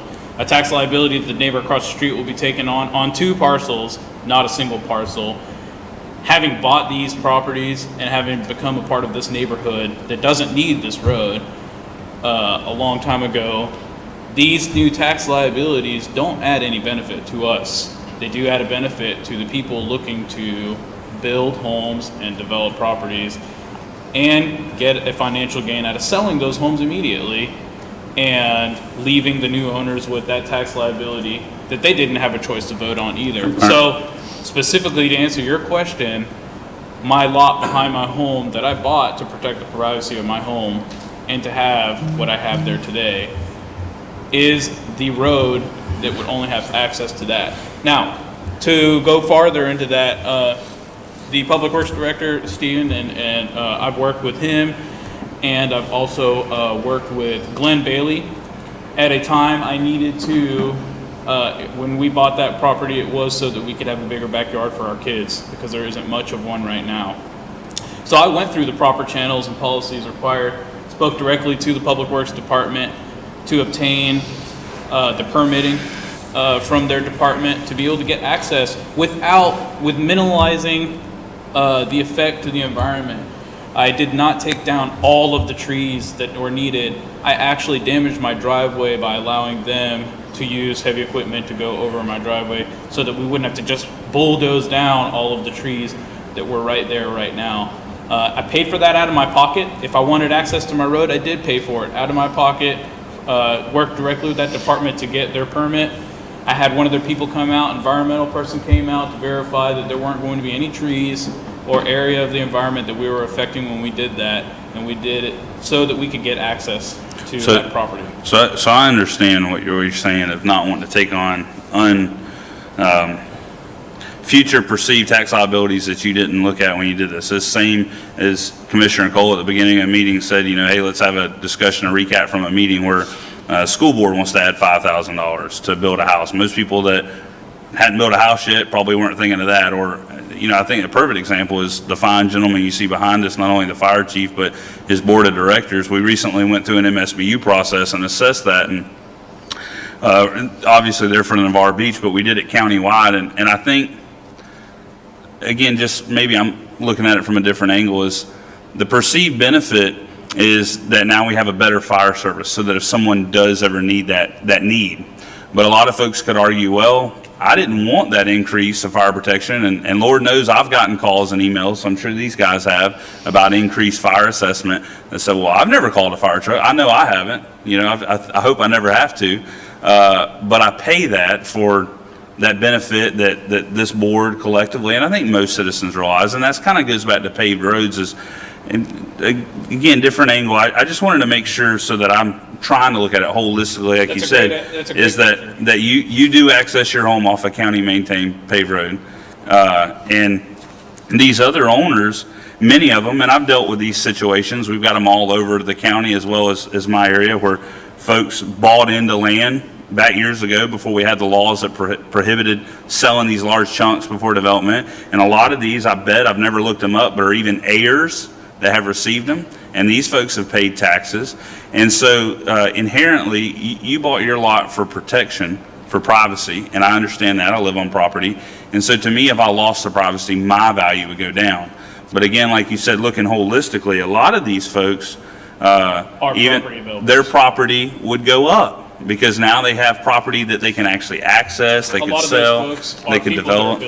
Sir. They are not people that bought those lots there. All right. Well, I'm looking at all the ones, like you said, if they don't have a color, they haven't bought them anywhere within the last few years. No, you can take a look at it. And if you look at the ones without I don't want to argue with you. I'm just sharing. I had just the one question for you. Okay. And so I wanted to make sure that I think that is important. You know, you're able to access your home off a publicly maintained county road. And that's what these folks are asking to do, and they're willing to impose the taxes. Now, could we say that we have 100% compliance? No, we don't. But I promise you, I didn't have 100% compliance when we voted to provide those firemen right there with the equipment that they needed, because we don't. I'd like to ask the question, when was the last time in that wetland area back there that there was a fire or a scare of a fire? I'll also like to ask the question, or tell you also that the only time the forestry department or the fire department has been called in that area was because of people deciding to bulldoze down those lots without permission and starting fires on them.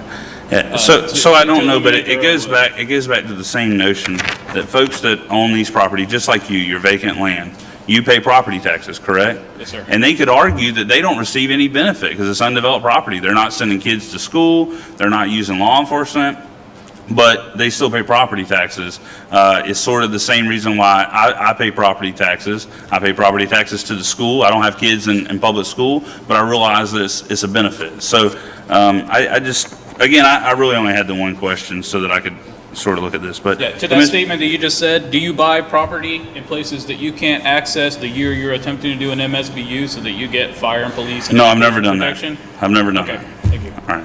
Commissioner Lyncher, do you want to weigh in on this being your district? Or? Thank you, Mr. Chairman.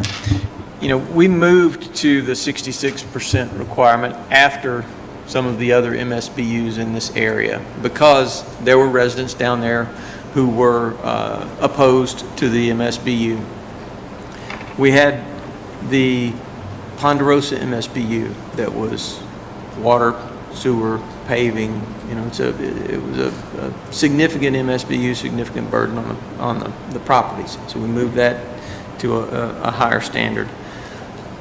But now, looking back, if you go down there and visit these areas where the MSBU took place, it's a complete sea change in the area. You saw the pictures of the MSBU that we approved a few years ago.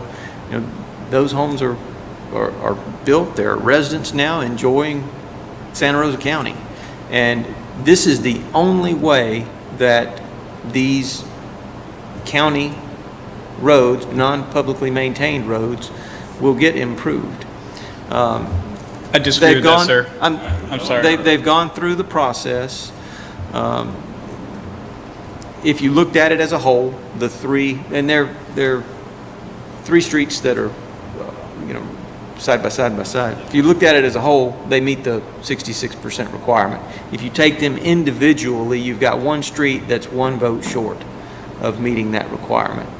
I think this is an MSBU project that would result in a great benefit to that area in general. Certainly the property owners on those three streets, but just that area in general. It will improve the value of the properties in the area. whether or not you're on this particular street. So I support the MSBU. If I could make a comment to your statements, Mr. Lynchard, I disagree that the only way this property can get improved is by doing an MSBU process. I think you're incorrect in that statement because people can pay to have roads put in on unmaintained parcels. The same way that I have paid with my own money to gain access to my property on an unmaintained road was not through an MSBU. So I disagree with you in the statement that the only way to get a paved road to put in homes is that way. Also, I disagree with the logic that this ability, taking an area like Gulf Breeze and putting the most homes as we can, eliminating the forestry, eliminating the naturescapes that we have behind our homes, the places that we go and use and walk through, by eliminating those areas, that is the only good thing we can do to the environment and to the area of Gulf Breeze. The way that you're making this sound and the picture that you're painting is that the only benefit to the county is to build and not to maintain the nature or the environment that we have behind us. Like I mentioned to you, I don't think this would be an improvement of great value. I think we would be bulldozing wetlands, mitigating them, providing a place for them to be mitigating somewhere else, ruining an environmental scape that's behind our homes. And to your point, it is not that you had 66% without Penn State. Let me make it clear that as it written in the agenda, you wouldn't need Penn State signatures at all. So you're eliminating a whole street's ability to vote on what is going to happen on that street by purely the developer's ability to buy lots on the other two roads. And that does not represent the public. Let me get to Commissioner Peach. Thank you. Thank you, Mr. Chairman. I've gone through the MSBU process, and I still have a dirt road. So I understand the process. I was just doing the math, 17 lots, 11 different owners, 66% is 7.26, rounded up to 8.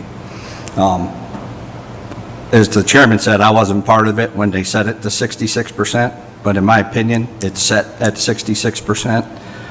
To roll this road in with the other two already, I have a problem with.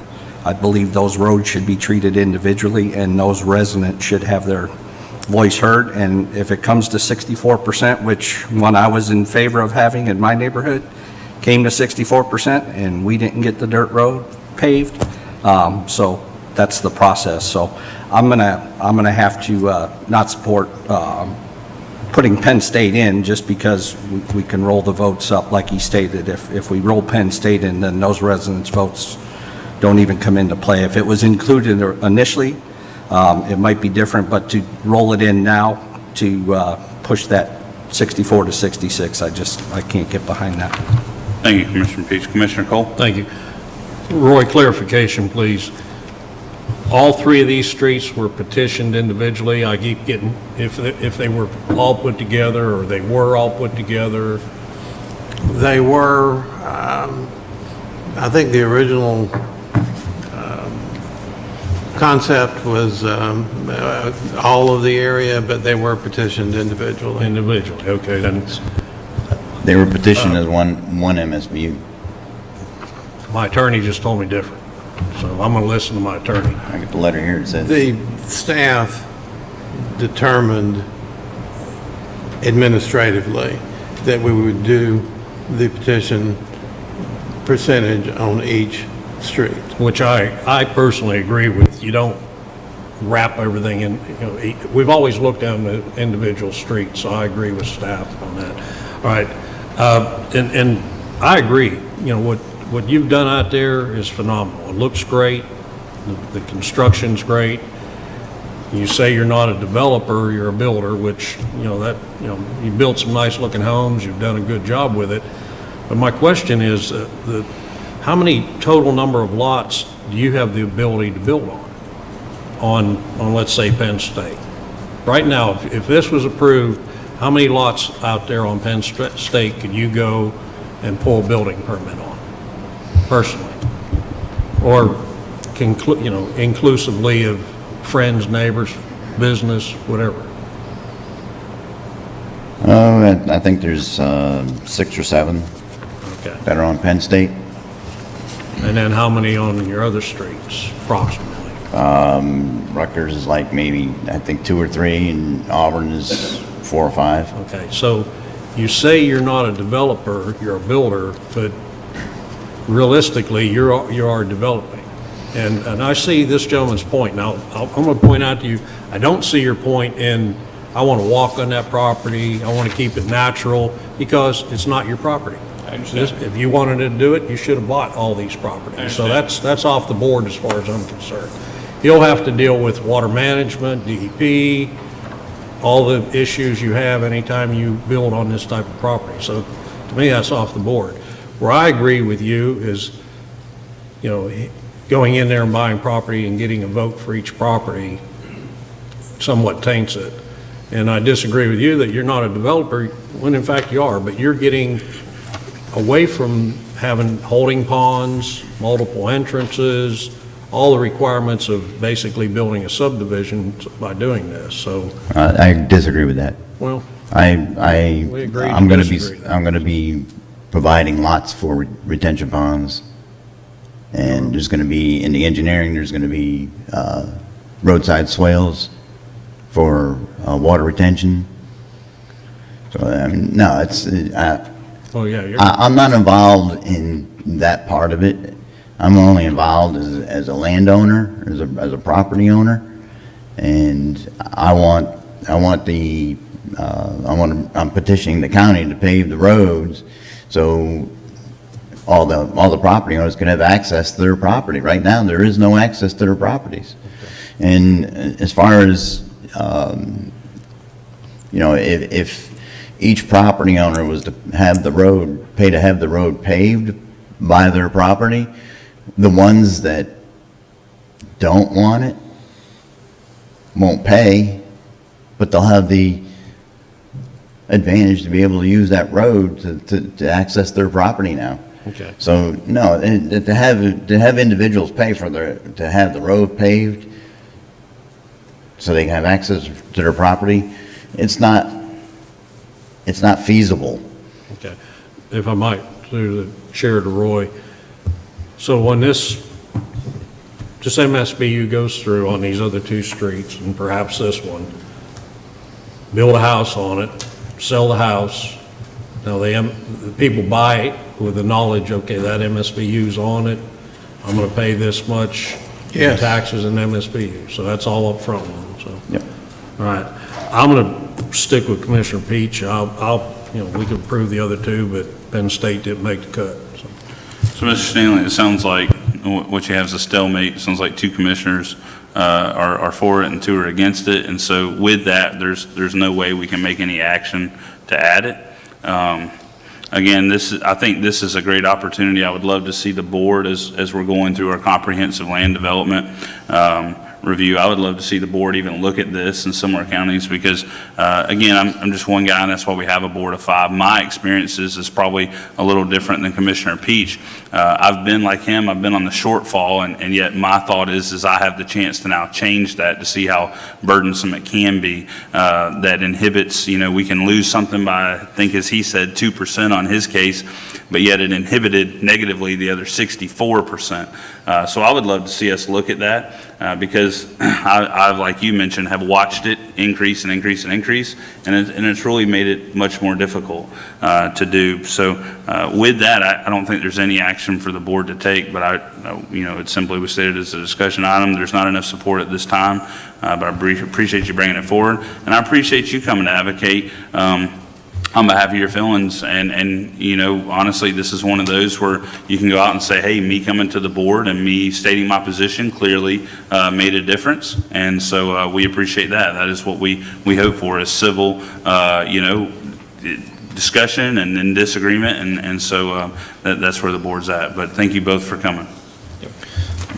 Mr. Chairman, I think the next agenda item is, we need to tie these two together at this point. The discussion of advertising MSB ordinances for public hearing next month. This is the first one, and from a procedure perspective, I need direction as to whether we are creating 2 MSBUs, one for Rutgers and one for Auburn, and then not one for Penn State, because what is written in the draft ordinance is a combination of of the two streets, and it seems to me the will of the board is to treat them individually, which Well, means an additional MSBU and staff work to assess those separately. What I was going to say is, from what I heard, and I'll be glad to, obviously, these other gentlemen had no problem speaking up. What I heard, the will of the board split on that today. I don't think you have a will of the board. You heard two gentlemen state they want to look at it individually, and two gentlemen state that they want to look at it comprehensively. So I don't know that this board can give you any clearer than to take of what you stated, that they'll be looked at basically whatever the policy is, because that's what we're deciding today, is that we're succumbing to the current policy. So if the current policy says to advertise them individually, even if it's more cumbersome or laborsome, today that's where we're at on the board. So. I may add that when the MSBU was done on Cornell and Georgetown, that was done as one MSBU. I understand. If we were doing it as one, though, we'd be doing 3 roads today. So unless any other board member wants to input, I mean, that's really where we're at. I would suggest that we allow this to proceed as one MSBU with those 2 streets, because you're going to have one mobilization of they're going to be done at the same time, I would assume. Yes. So you'll have mobilization fees that can be rolled into one MSBU, rather than rather than one of the streets taking the brunt of the mobilization costs and then the other street benefiting from that. So I would think it would just make sense to roll those 2 into one. And those 2 streets will be improved and buildable, and Penn State will not. It will, because it's a pig trail right now. It's a little dirt road, if it's even a dirt road, and that's how it will remain. So But the other 2 will be improved. Administratively, procedurally, you're good with that. It's really not, you're not asking us to look at it. It's just, can you advertise those 2 roads? We need to advertise the ordinance, and I just need to know what that, if it's to combine the 2 streets into a single MSBU and leave Penn State out, then there's no changes, and we can All right, take let's do action on that item then. 7. Yeah. Let's just move to Thursday's consent agenda, that the board will move forward as a combine between Rutgers and Auburn as one MSBU. That's the way this is written in your backup. Okay. Yeah, Mr. Chairman, I could support that because individually those roads hit the 66%. So I've got no problem with advertising them as one because they hit individually. I'd like to make a closing remark on this. Absolutely. 2 different things. It was brought up, the MSBU that was done on Cornell. The Cornell retention pond, I don't know who approved, evaluated, or decided that the volume was appropriate for the neighborhood, or that its placement was appropriate. And I'm not sure if those guidelines are different when you do this independent of an MSBU. But that Cornell Drive, the retention pond for that neighborhood flooded the home that you see on your maps today, that's got the name Hyde on it. That retention pond overflew, flooded that home. So I don't think it was properly assessed or done correctly, and I'm not sure if those standards are, for the retention pond, are at the same standards that building developers use when they do this absent of an MSBU. Another statement that I'd like to make is I do request that the board and the financial department and the attorney, that you guys do take a look at this 66%, not from such a simplistic point of view, but start to evaluate it as a weighted system, so that someone who owns the property for 30 days and wants to do an MSBU doesn't get the same weight that a property owner that's paid taxes for years gets on a vote. I just propose that you guys evaluate the way that you're doing things to better represent the people that have paid taxes for a long time on those streets. Thank you. If you have any questions after the meeting, you could always reach out to our engineering office, and they'd be the ones that could go over the details of the retention pond stuff with you. Okay, thank you. All right. Thank you, gentlemen. So we're moving, item number 6, no action. Item number 7, we're advertising the 2 streets collectively for MSBU. That'll be on Thursday's consent agenda. Item number 8 is a discussion of approval of Greystone Consulting as a Santa Rosa County Military Affairs consultant. I believe they had went out to bid, and this was the only person that came back.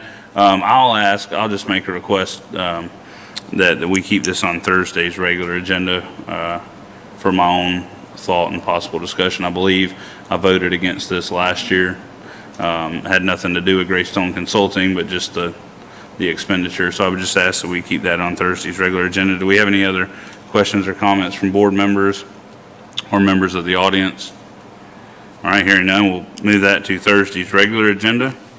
Item number 9 is Navarre Beach Fire Department request. This is a discussion of request from Navarre Beach Fire Department for the inclusion of a non-binding referendum on the August 27, 2019 ballot related to the establishment of a state-recognized special fire district. Mr. Shevler, I just want to make, what did you just hand out? Because I have a couple. That was the timeline. All the attachments. Okay, thank you very much. Good morning, Mr. Chairman, Commissioners, Administrators. My name is Benjamin Boyd. I am currently sitting as the Vice President for the Board of Commissioners for the Navarre Beach Fire Rescue, Inc. I use that Inc. Because we'll be talking about why a difference here in a moment. What we are asking of you is your permission to place non-binding referendum language on the August 2019 ballot for consideration of the Navarre Beach District for an independent special fire district. This is the first step in a long process that PACE just went through, and we'll be mirroring that process, starting with the local area and then taking it to the legislature to turn what is currently an independent private fire company out on Navarre Beach into a state-recognized special fire district. This will be an administrative change. This will not change the operational status of the fire department out there on Navarre Beach. This is purely administrative. There will be some differences in the way that we will communicate with the county. Right now, the county approves all our budgets as a special fire district. The commissioners voted in out there would approve their own budgets. But this is the biggest change this allows for us is over the years, the incorporation has been able to meet the needs of the residents out there on the island. We're able to adjust our funding via your approvals and adjust what we do out there to meet the needs. The one thing we have not been able to meet as a private incorporation is the needs of our firefighters. We are not able to take advantage of the state fire retirement or premium tax dollars that are available to special fire districts as government organizations. That is one of the prime reasons why we would like to move to an independent fire district, to take advantage of those premium tax dollars and take care of our firefighters and get them underneath the state fire retirement. This is a long process. This is the first step, and I apologize for kind of jumping ahead, and this is probably the first time you guys have seen this. I've worked for quite a long time with the supervisor of elections, and she has been great with giving me information of what the requirements are. What you see in front of you, a couple different things. Number one is the language that we're proposing. Number two is kind of a talker that we have presented to our leaseholders and residents to get them an idea of what we're doing and get their support, which they have initially supported us. And then the last one is our proposed timeline. You'll see there's kind of two timelines on there. There's a best case and a worst case. We have been working off the worst case timeline because there were no votes available to put our ballot on. And working with Ms. Tulane, initially we thought we could do a special vote for our own district. In the research she has done, she said that the request for a special fire district would not be eligible for one of those special votes. So we would have to put our vote onto an existing ballot. The opportunity presented itself with the new August ballot, and that's why we're coming to you and requesting that. Why did she say you couldn't do that? And I definitely don't know. I just know some of the other larger counties, they run elections basically every month because they have all kind of different special elections. Was it a statutory reason or a financial reason? Statutory reason. Okay, that you can't have a special election? For this particular subject. Item? Yes. Okay. Mr. Chairman, I had a couple questions. Ben and I had traded voicemails and emails quite a bit. This is the first time we met. Your proposed referendum, non-binding referendum language references a fire assessment fee schedule not to exceed MSBU rate study recommendations. But all of the other independent special fire districts assess via an ad valorem based tax rate. So I'm kind of curious how you're going to do that math with 400 or 500 parcels, whatever it is, out on the beach, from the flat MSBU rate to ensure that none of them exceed the current, yet end up with at the same point budgetarily. And for instance, the Pace Fire District, when they had their referendum and then they had their binding referendum, had a cap. There's a state statutory cap of, I think, 3.5 mils, and Pace in their state legislation cap themselves at 2.5 mils, whereas you're not addressing a millage rate anywhere at all in here. But I believe that it's millage-based, ad valorem-based tax for an independent special fire district. All the other ones that we have are. That's correct, sir. All the others are, but the governing statute does allow us to do a ad valorem or non-ad valorem. Our district has been working off of a non-ad valorem for the longest time. We've been able to manage that well. The leaseholders are behind that, and the MSBU study that was just completed in 2018 gave us some flexibility. We are not close to the top end of what the MSBU has already been approved, so we would like to work within the means there. And then as time progresses, we will use a similar study to progress for any kind of changes. Okay. I just, Commissioner Cole? Mr. Chairman, I'm going to support this. You guys do a phenomenal job out there. I have one question, though. It's recently come to my attention that Midway Fire District requires, when you submit to build a commercial building, requires that they review life safety. And, you know, the fellow that's doing this is obviously probably an outstanding fireman, but I wonder what his engineering qualities are for studying or giving his voice on fire safety. I would think that would stay in-house with county building department, because I could see somebody come out there and want to build a new high-rise, and you guys have to review public safety on a high-rise. Wouldn't really be in your wheelhouse to do so. So I'd like to know your opinion, if you're going to stay away from that. Yes, it's our intention to just do an agreement with the county and have y'all continue to do those inspections. Our budget doesn't have enough money to hire a fire marshal or inspect an inspector. So it's our intention just to keep doing the way we are now. Currently, you guys do all inspections, plan reviews, and everything, and that's exactly we want to keep it. We don't want that headache. I'll just say, just a comment. I'm not gonna. I'll really go with sort of whatever the will of the board is on this one. I just want to point out, because probably my first inclination, truthfully, was I don't really want to throw something else on there on a special election, especially with the short sort of ramp up time frame to that, because this is something that's extremely important to our county, collectively across the entire county. I understand that this would be only voted on by the members in your area. Yes, sir. And I understand that this is only a requirement by the state representative. It's not a requirement constitutionally or legislatively. It's a requirement by our state legislator, and I'm not diminishing that. That's his right, just like our board can require 66%. But looking at that, I think the heart of this, and I've had conversations with Representative Williamson prior to the Pace District and helping them with that, is he wants to basically, it's kind of like us asking for 66%. We don't have to, we just want to know where folks are at. And so he wants to know the temperature of folks. And sometimes on these special elections, like best case in August versus worst case March of 2020, which was the presidential primary, typically would have a much higher turnout percentage of your citizens. I think Representative Williamson arguably would get a broader spectrum of citizens to vote in that.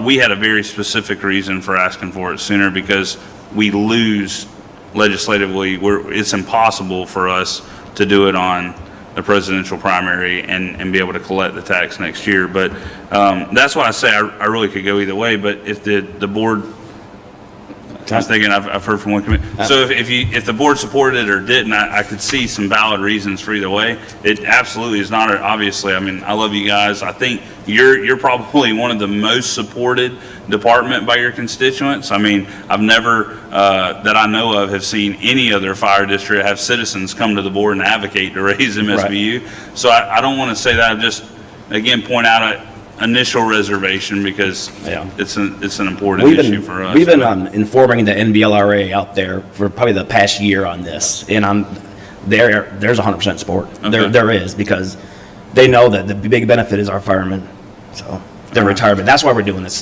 Period. And again, I don't have a problem supporting it. I just We sort of want to- sharing with you, I guess, Right. the different thoughts on that. Commissioner Peach? Thank you, Mr. Chairman. I've been to several of the NBLRA meetings, and they've been talking about this way before I even, got into this seat. So I support this. I don't think it's going to cloud the special election in August. It's a tight community out there. I think you'll get the turnout because you get the turnout at the leaseholders meetings, and that's a tight-knit community.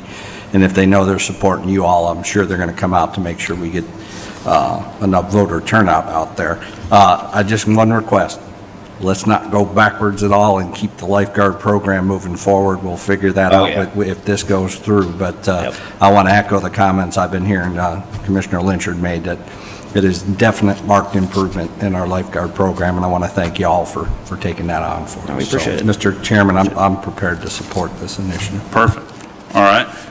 Do we want to have, because it was on there as part of the fiscal impact, a discussion at all of, are y'all going to cover any additional fee that would be from the supervisor of election? It says that there's possibly election or cost that had to be determined to be offset or shared. Are we going to have that conversation at all, or are we just going to absorb We have that? not had that conversation with her. My understanding was that the fees that would be incumbent upon that was if we did a special election, we would be responsible for all that. If there's fees that are required for us to get our ballot onto the vote in August, then we would be paying for that. Okay, just that offset. Okay, and I can't imagine it's going to be much, but again, that's not my purview. So, okay, if everybody's comfortable with that, then we'll move that to Thursday's consent agenda for approval. Dan? I think just two things. One, we need to take a look at the referendum language. Roy's taking a look at it. There might need to be some tweaks on that, so I would ask that we leave it on the regular agenda. Okay. Maybe go back and look at Pace's referendum, and really all you got to do is use that ballot language. That made you happy. Theirs is different. They are on a different rate. We're a flat fee, and we told it, we're selling it to our residents that we're going to remain on that flat fee. And our research has shown that we can do it. You have to call it fire assessment fee or something like that. There's going to be some word changing. Let you handle the fire stuff. Yeah. A non-ad valorem assessment is allowable under 191.009, but there is some language that has to be in the referendum because there's a limitation to 5% over personal income and in future years, and the statute requires reference to that in the first levy. So we need to tweak the language a little bit, but we can get that done. And the only other requirement is a Spanish language version of the final referendum language has to be complete and to the supervisor of election by June 7th. Okay. Then if there's going to be some tweaking when we get the final, it would be our responsibility to get you the Spanish as well. Okay, we can handle that as long as we get the final verbiage. I definitely can't help you with that, so don't come to me. All right, so we'll move it to Thursday's regular agenda, Dan, or do we want to say consent agenda? And it clearly sounds like a few of these things are going to basically just get in afterwards, but I think we could pretty much give it the blessing, and then you'll have to comply with the legalities of it. Are we good with that? I think in order to get it on the ballot, we have to have it by June 7th, so we need to address it this meeting. Okay. Will you be able to get that to them by Thursday? Well, I don't think we'll have to have the Spanish language translation, but... Just the referendum language? Yeah, but the language... So you got to have it by Thursday, I guess, because we don't have another board meeting until towards the end of June, so. All right, perfect. We'll leave it on Thursday's regular agenda and just get them whatever they need, and as long as Roy gives us the blessing, we'll approve it then. All right, thank you all. Sounds good. Thank you. Appreciate it. All right, item number 10 is, discussion of approval of the attached DEP consent order for East Bay sidewalk project. This is County Road 399. Have it there in your backup. Do we have any questions or comments from any members of the public or other board members? All right, hearing none, we'll move that to Thursday's consent agenda. Item number 11 is a discussion of designating Commissioner Cole to the National Association of Counties Annual Election of Officers and Policy Adoption Conference. You got that in your backup, Commissioner Cole? Mr. Chairman, I appreciate the will of the board for this privilege of carrying these credentials. However, I won't be attending this summer's NACO meeting. I didn't know if another commissioner planned to go. It's in Las Vegas out there, so if I've learned anything out there, I'd have to leave it there anyway, so. Yeah. No, I won't be attending, but certainly would support if another commissioner comes carrying the credentials. Commissioner Beach, do you plan to attend? I wasn't. What are the dates? It's in July, I believe. Actually, transparently speaking, the one I attended last year was phenomenal. It was a terrific marketing thing. I just told my wife we ain't going to Vegas. So, if I know to vote, we have to pay to have a person there, and then you could do a proxy vote, but we at least have to pay to register. We have to, we pay our NACO dues, but we have to have a registered conference Right. participant. Yeah, and then they could. And we can, we can just defer action on this, sir, till the next meeting. The credentials are due by June 28th. It's July 12th through 16th. I got family. Man, that's okay. Can you go? I can't go. I know Commissioner Saltner. I think then there's no reason for us to pay then there's for no action. registration, so Right. Mr. yeah, just Chairman. no action. Commissioner Cole. I've watched the candidates, and I think usually the state votes as a block, and from the indications I've got from talking to some other folks that attend pretty regularly, they're kind of pulling for one candidate, so I don't think it's going to be earth-shattering if we don't attend this year. But I agree. All right, so no action on that. Nobody's getting in trouble in Vegas. And item number 12 is a discussion of requests for matching funds in the amount of $75,000 to supplement the existing budget for construction of the 4-H field education facility, and this is contingent upon an award of Impact 100 grant. We got Prudence. I do want to say, I think it was, I guess Thursday or Friday, it was late in the week that I had the message to give you a call. I apologize, I haven't done that. It was Thursday or Friday, I can't remember which day, but sorry I didn't have the chance to do that before and get a little better briefing. But Pull this way now. That's fine. I had left a message to answer any questions just for time's sake in the public forum if there were any questions about this. Perfect. Nick? Yeah, I just wanted to say, Nick Simmons, Interim County Extension Director. Obviously, this project, I had to do a 0 to 60 kind of briefing of myself to kind of get up to speed with where Prudence and the faculty and staff have been with this. Kind of looks like it's been over the last few years of different grant cycles and securing the funds. And obviously, just speaking, as somebody that come from 4-H, grew up, and 4-H is near and dear to my heart. Obviously, in my career in Escambia County, we always in Extension are always looking for an increase in capacity and resources to deliver these programs to our youth, whether that be facilities, simply camps, or something like that, where we can increase our impact of the mission of UF-IFAS Extension. I know Prudence and Mary and them do a great job, and just the asset to any county in the country, let alone Northwest Florida, of what 4-H has is certainly invaluable. And as you all well know, I know who are the ones that we can make the most impression on, and that's youth, and teaching them these life skills, and to have the opportunity to have a venue and a facility to increase this reach and the things that not only Prudence but the rest of the faculty there at the Extension office can have, I think is really beneficial. I know this project will most likely exceed my tenure as interim as we move to find you a permanent CED out there. But certainly glad to champion for this, and a lot of the background Prudence can offer that. But I just wanted to share a few comments on as I delve into this project. So this is certainly Prudence and them's project, and certainly want to support them. Thank you, Nick. We have a presentation, I do believe. Slideshow. There. So this shows you a little snapshot of what the 4-H field education facility will look like. It will be enclosed 36 foot by 36 foot, and the remaining 50 foot will be an open pavilion area where we can do our outdoor 4-H projects. We can have clinics with various size animals, whether it be goats or cattle and horses.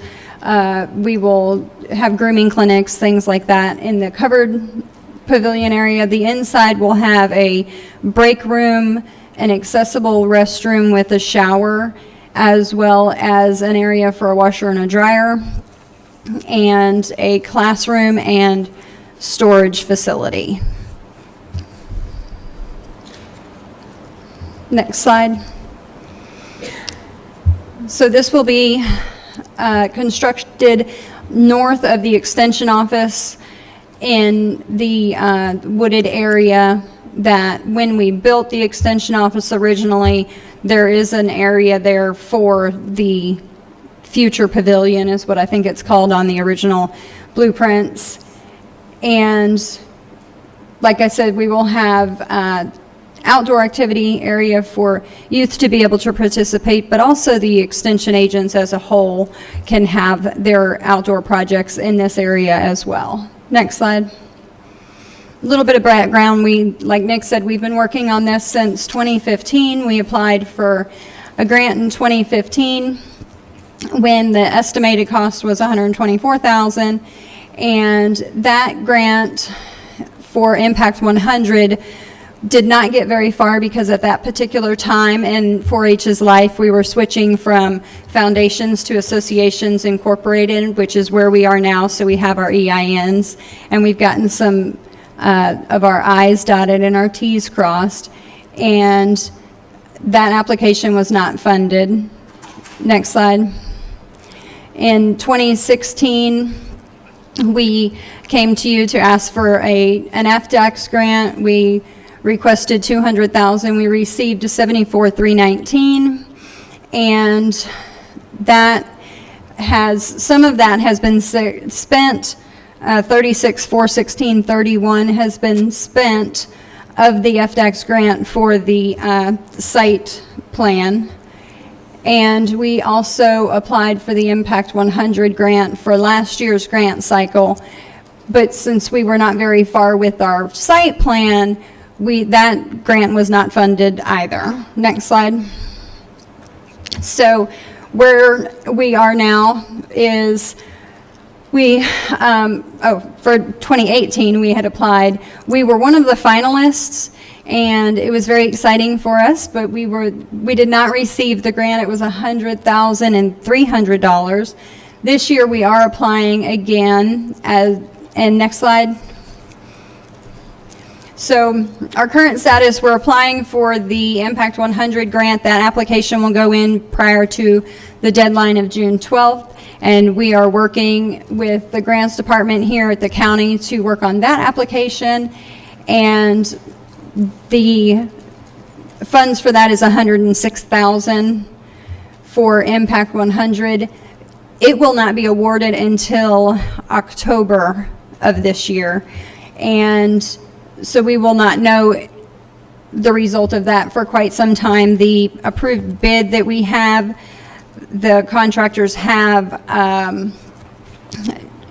given us a letter that they would honor our bid for the extended period of time because of the uncertainty of the Impact 100 grant.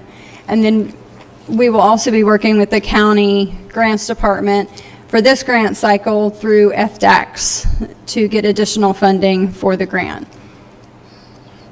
Next slide. So these are some options of the, for the commissioners to award the bid and assume that we will receive the impact grant with a board commitment of $75,000. And then the FDACS grant application will also be submitted in September to fund the additional amount.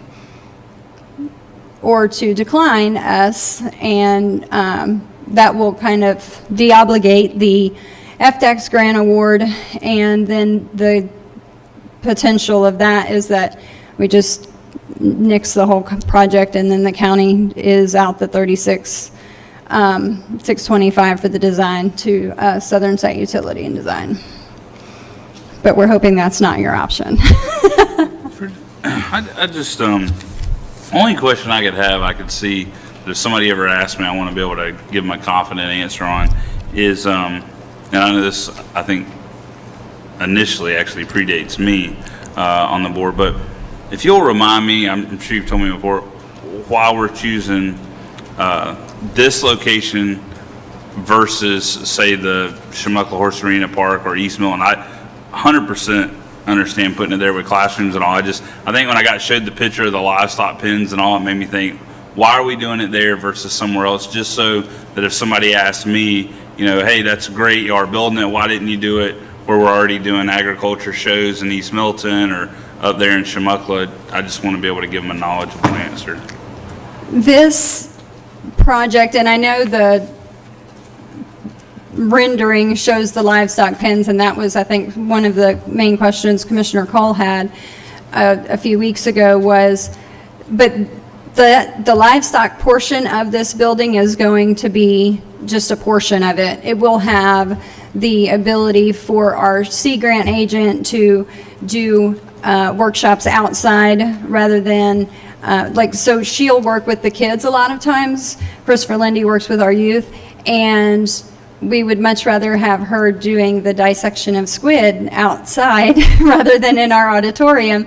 And so those are some of the things that we'll be doing out there, as well as the master gardeners can use this facility. And the flooring in the paved part, the pavilion area, will be set up where those panels can drop in, and then we've designed it with Southern Site to be able to have those panels put into storage right off of the garage door kind of storage is where those panels would be. The reason we can't use, or we haven't really been able to utilize, like the gymnasium out at East Milton, is because it's cost prohibitive for us. So it's $40 an hour.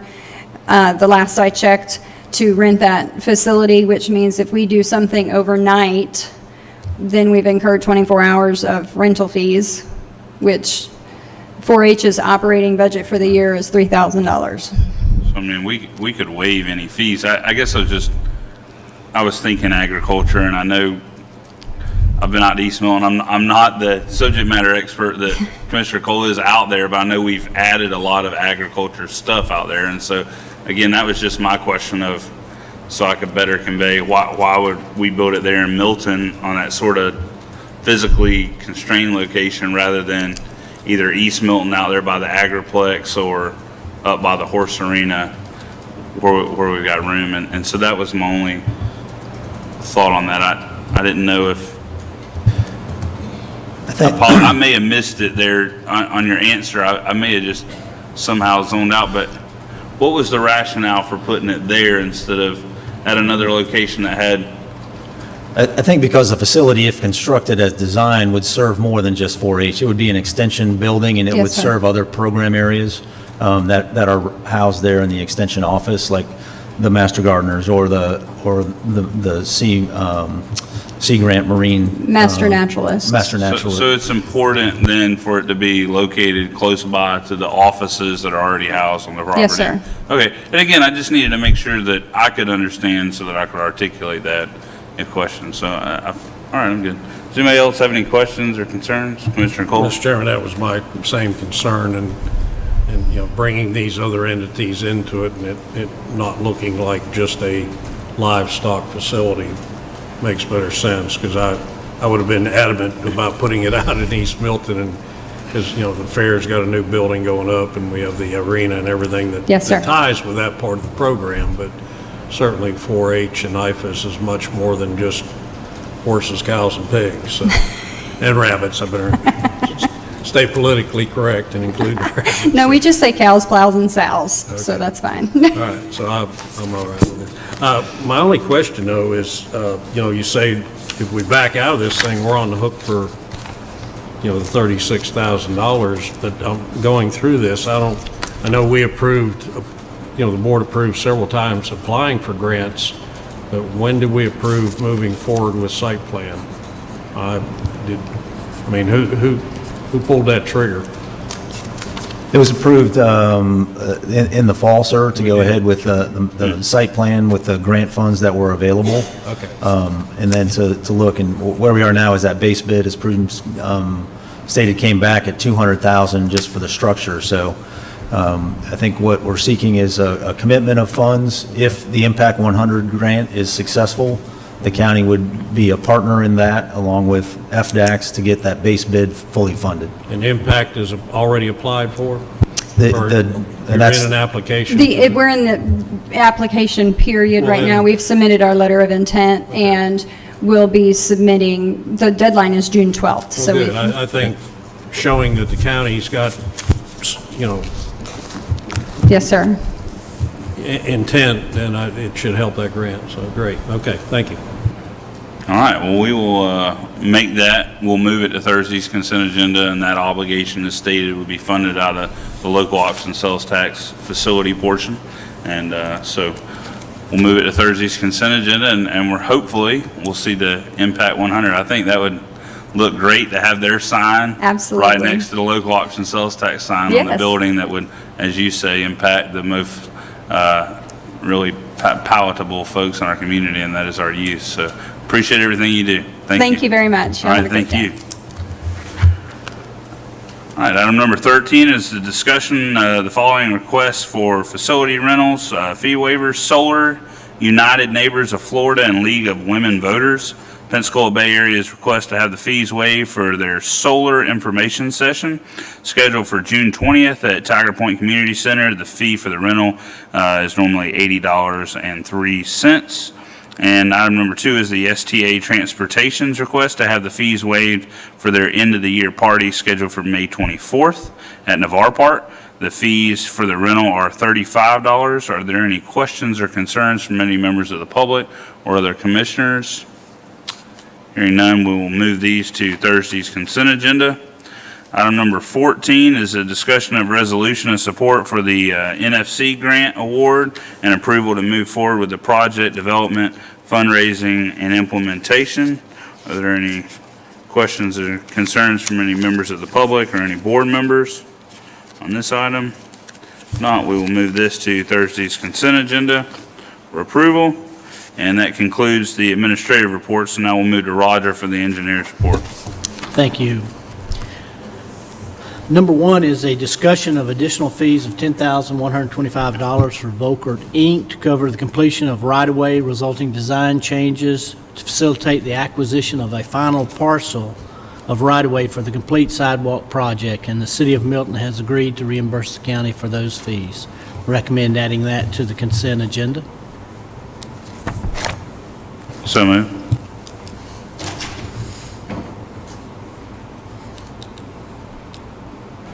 Gotcha. Yeah, we moved I'm it. sorry, I did not hear your response. Thank you. Item number 2 is a discussion of a 50-foot public access and drainage easement and a 20-foot public drainage easement as part of the Cambria Phase 2. This is a public subdivision located in Working District 1. It's just off of half a mile west on Cytomid from Avalon Boulevard, south on Excalibur Way, and the property's on the east side of Excalibur. These easements will allow for the maintenance access for Phase 1 of the development as the subsequent phases are completed. and we recommend adding approval of those drainage easements to the consent agenda. All right, do we have any questions or concerns? Hearing none, we'll move that to Thursday's consent agenda. Item, excuse me, item number 3 is a discussion of the final plat for Cambria Phase 1, a 92-lot public subdivision. The aforementioned plat has gone through the preliminary plat and construction plan phases, and we recommend final plat. All right, any questions or comments? All right, hearing none, we'll move that to Thursday's consent agenda. Item number 4 is we're recommending for the board action, as we mentioned early in the meeting, an FDOT public transportation grant agreement. This is a PTGA, formerly JPA, for vehicle parking on the east side of the T-hangars in the amount of $87,000. FDOT will fund $54,000, an 80-20 split with the county matching $13,500. Resolution and authorize the chairman to sign all related documents for immediate execution and transmittal to DOT.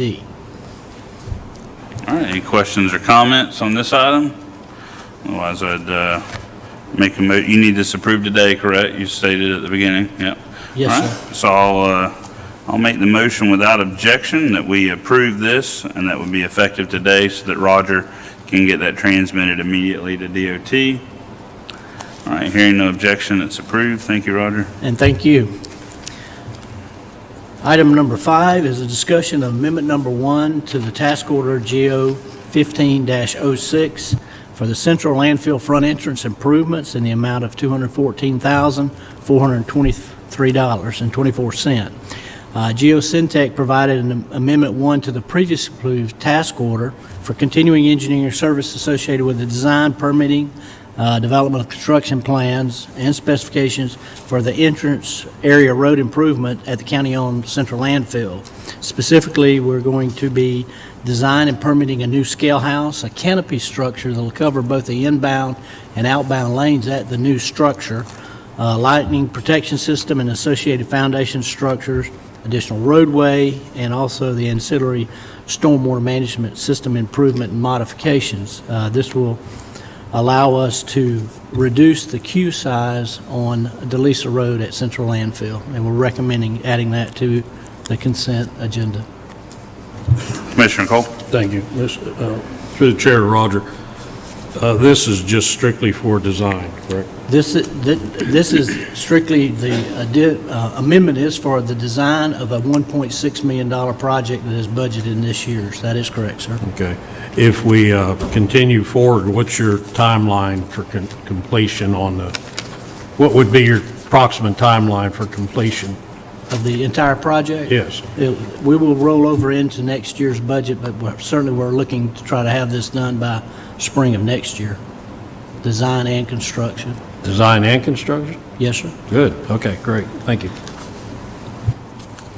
And I'll get a better update for you Thursday if it's anything other than what I'm representing. All right, we'll move that to Thursday's consent agenda. Finally, item number 6 is a discussion of a 10-foot utility easement for Holly Navarre Water System located in Navarre Bayside Park, adjacent to Navarre Parkway, which is Highway 98. As you know, the board has authorized a master plan, site plan in October 16.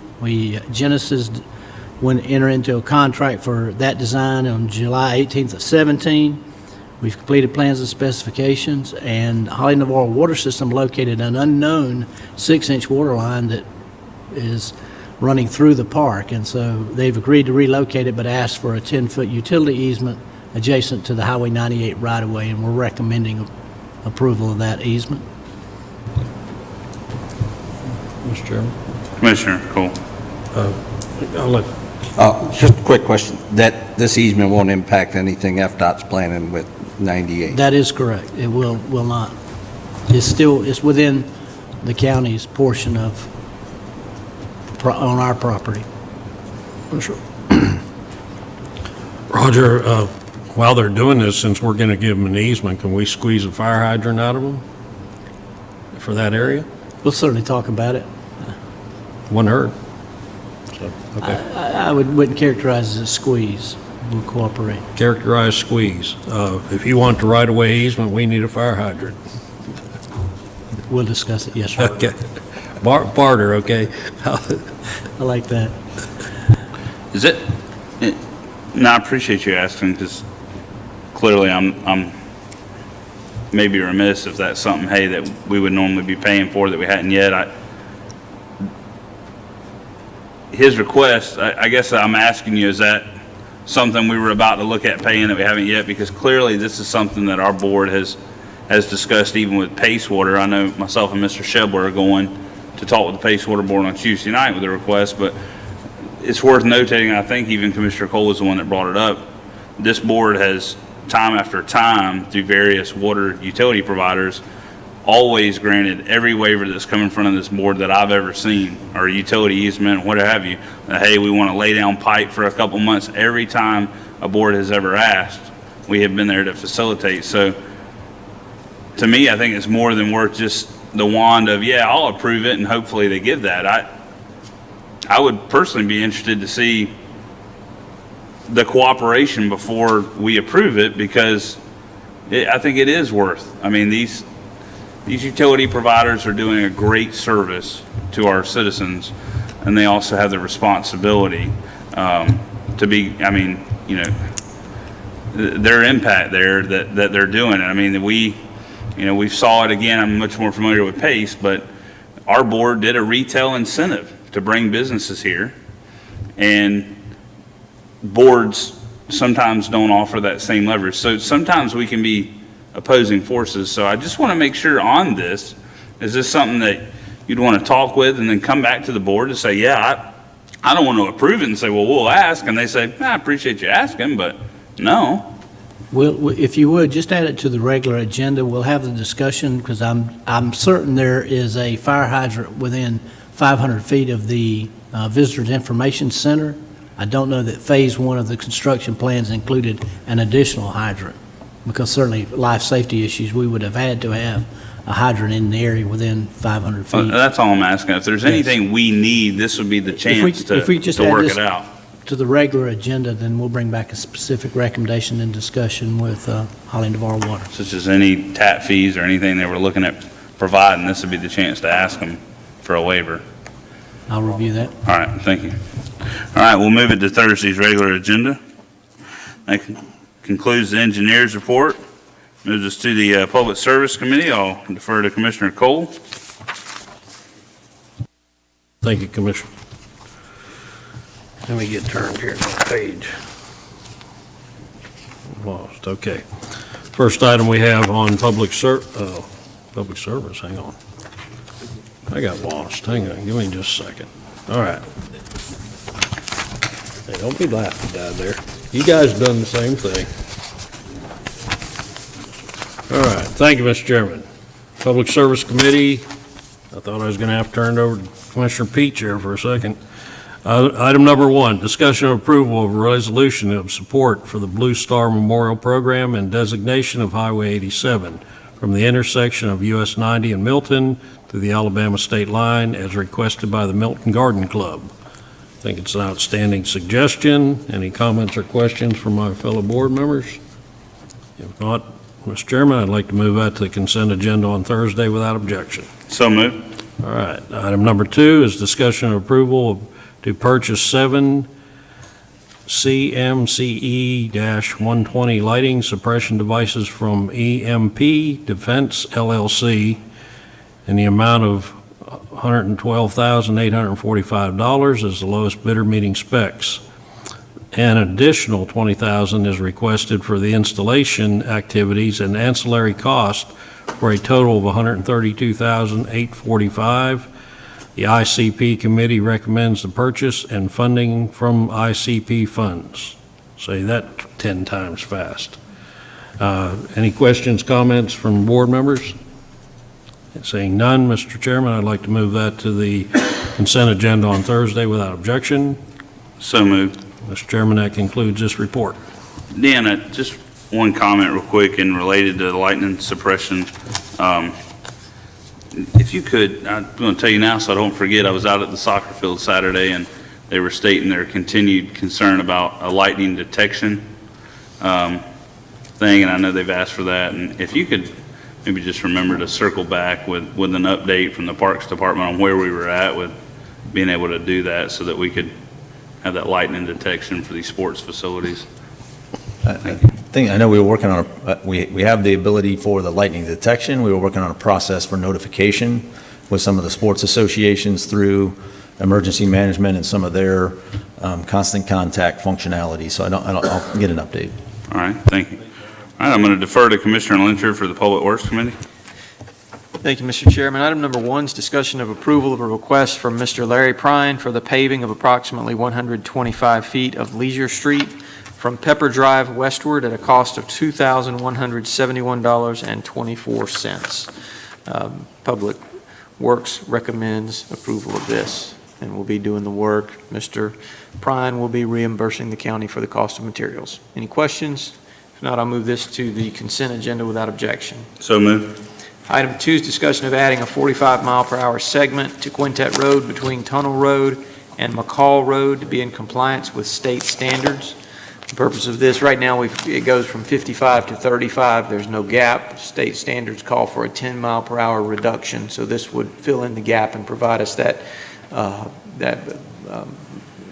graduated speed decrease. Come on up. Hi, my name is Joy Walnover. I live at 6020 Quintet Road in Pace, 32571. And as a homeowner on Quintet for 7 years, my concern is for the safety of the children who reside at the Marvelous Grace Girls Academy on Zepp Lane, just located a few hundred yards north of McCall and Quintet Road, where this new proposed 55-mile-per-hour speed limit sign will be possibly placed if approved. At this present time, we're already seeing an increase of volume of traffic on Quintet Road. It's very difficult for a vehicle to simply make a left turn into the Marvelous Grace Girls Academy on Zepp Lane headed northbound without coming to a complete stop. Many times, other cars following northbound at such a high rate of speed have little time to brake in order to come to a complete stop behind the vehicles waiting to turn left into Marvelous Grace Girls Academy. We daily hear vehicles screeching, locking on brakes in order to stop, and even witnessing vehicles running off the right side of the road onto the grassy shoulder to avoid an accident. Vehicles will even try to pass on the left into oncoming traffic while someone is still trying to make the left into Zepp Lane. Excuse me. 2 months ago, a vehicle did this and crashed into the Marvelous Grace Girls Academy sign. Please consider that the Marvelous Grace Girls Academy, their school bus, their vans, beside UPS, FedEx, all their deliveries and other visitors enter and exit Zepp Road daily.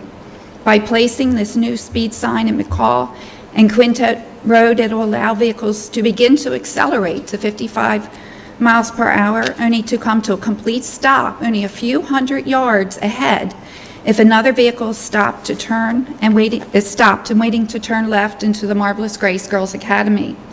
I believe this action will only increase the probability of serious accidents at this location. I have brought with me the latest Marvelous Grace Girls Academy newsletter to distribute to the committee and to inform the committee of the ministry of these troubled girls. Many have special needs who reside there, so just please consider the safety of the Marvelous Grace Girls Academy when making your decision in regards to where to place or possibly move the location further north for this new 55-mile-per-hour speed limit sign on Quintet Road. And thank you for your time. Thank you. Stephen, can you address that? Can you take a look at that area, maybe if we need to shift that sign to accommodate Zepp? We can certainly do that. This is the first I am been made aware of this request, or even the Girls Academy. I'm pleading my ignorance there to not know that it was there. We can certainly look at moving the transition from 55 down to 45 further north on Quintet Road, and I can bring back a proposed location at Thursday's meeting if you would like. You're talking about just getting it up just north of where y'all's entrance is there? Yes, please. So, I mean, it's a couple hundred yards difference. Yeah, okay. I mean, I'll wait for Stephen's proposal. I don't see where the Or board would have an if you objection want to go ahead and get it approved, just approving it a couple hundred yards or 500 feet north of Zepp Lane would be certainly something we could accommodate. Yeah, I couldn't imagine a problem in that. Again, it's a transition strip. Realities are that would allow you to reach out to our sheriff and ask for more help, because I mean clearly there's a speeding issue on that road. However, that's becoming a major thoroughfare right there. Y'all are in my district. I'm aware of it. I don't see where that'd be a problem to shift that. I like your idea of 500 foot. That gives you an extra almost 2 football fields of acceleration. So are you good with that? If the board doesn't have any objection to that, then I would just I would add that into the recommendation. I'll move it to for Thursday's approval. consent agenda modified to allow the Public Works to shift that transition area up to 500 feet to the north. Thank you. Thank you Thank for you your for time. your patience, for waiting for us, and thank you. Now I'm going to make that motion without objection. Hearing no objection, it's moved. Item number 3. The discussion of completed study for the Forsyth Street and Old Baghdad Highway intersection. You'll recall a few months ago, we had a gentleman that requested the installation of a 4-way stop there at Forsyth and Old Baghdad Highway. We had a study completed.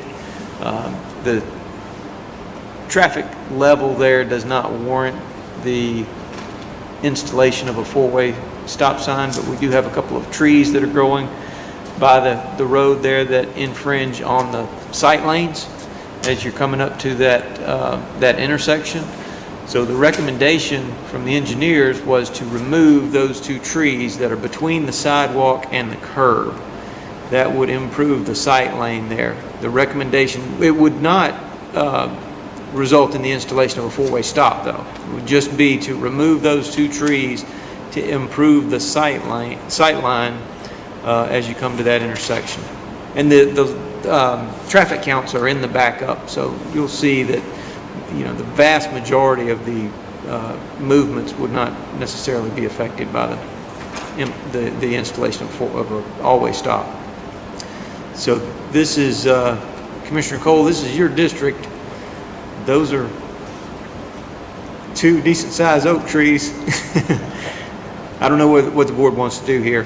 Do you want to reach out to the concerned parties there and get their input on the removal of these trees? I know sometimes people have an emotional attachment to trees. So, and Stephen, I'll let you.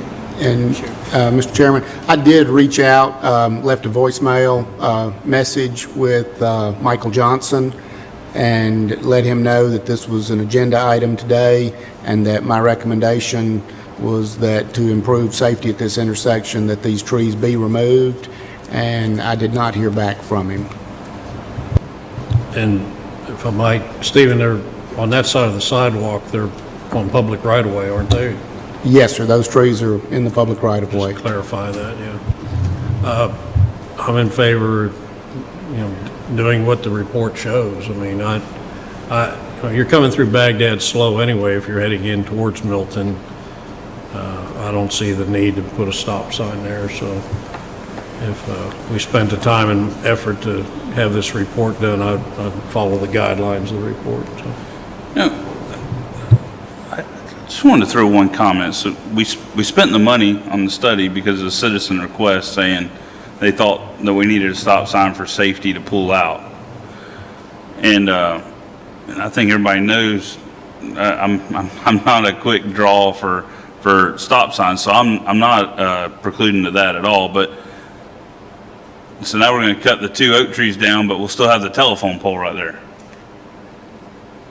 right? That's correct. And so it's like we're cutting 2 out of 3 trees down, and then those are the ones I would have never thought about this, and this is why I always joke and say sometimes Commissioner Lyncher is my wife's favorite, is because I could only imagine, Lord, if maybe we want to make sure you get in contact with him or the Historical Society, because we're still going to have one obstruction there, and the last thing we want is, well, look, you're cutting down the aesthetics of the neighborhood, and we're actually not even addressing the light pole. And they look like they're trimmed up to where, has this been, I'm sure you pulled it with Sean, I mean, have we had a lot of wrecks here? Has it even been an issue at all? I mean, clearly they're making a suggestion because we paid them to do it, but is it needed? The study showed 11 wrecks over the past 10 years.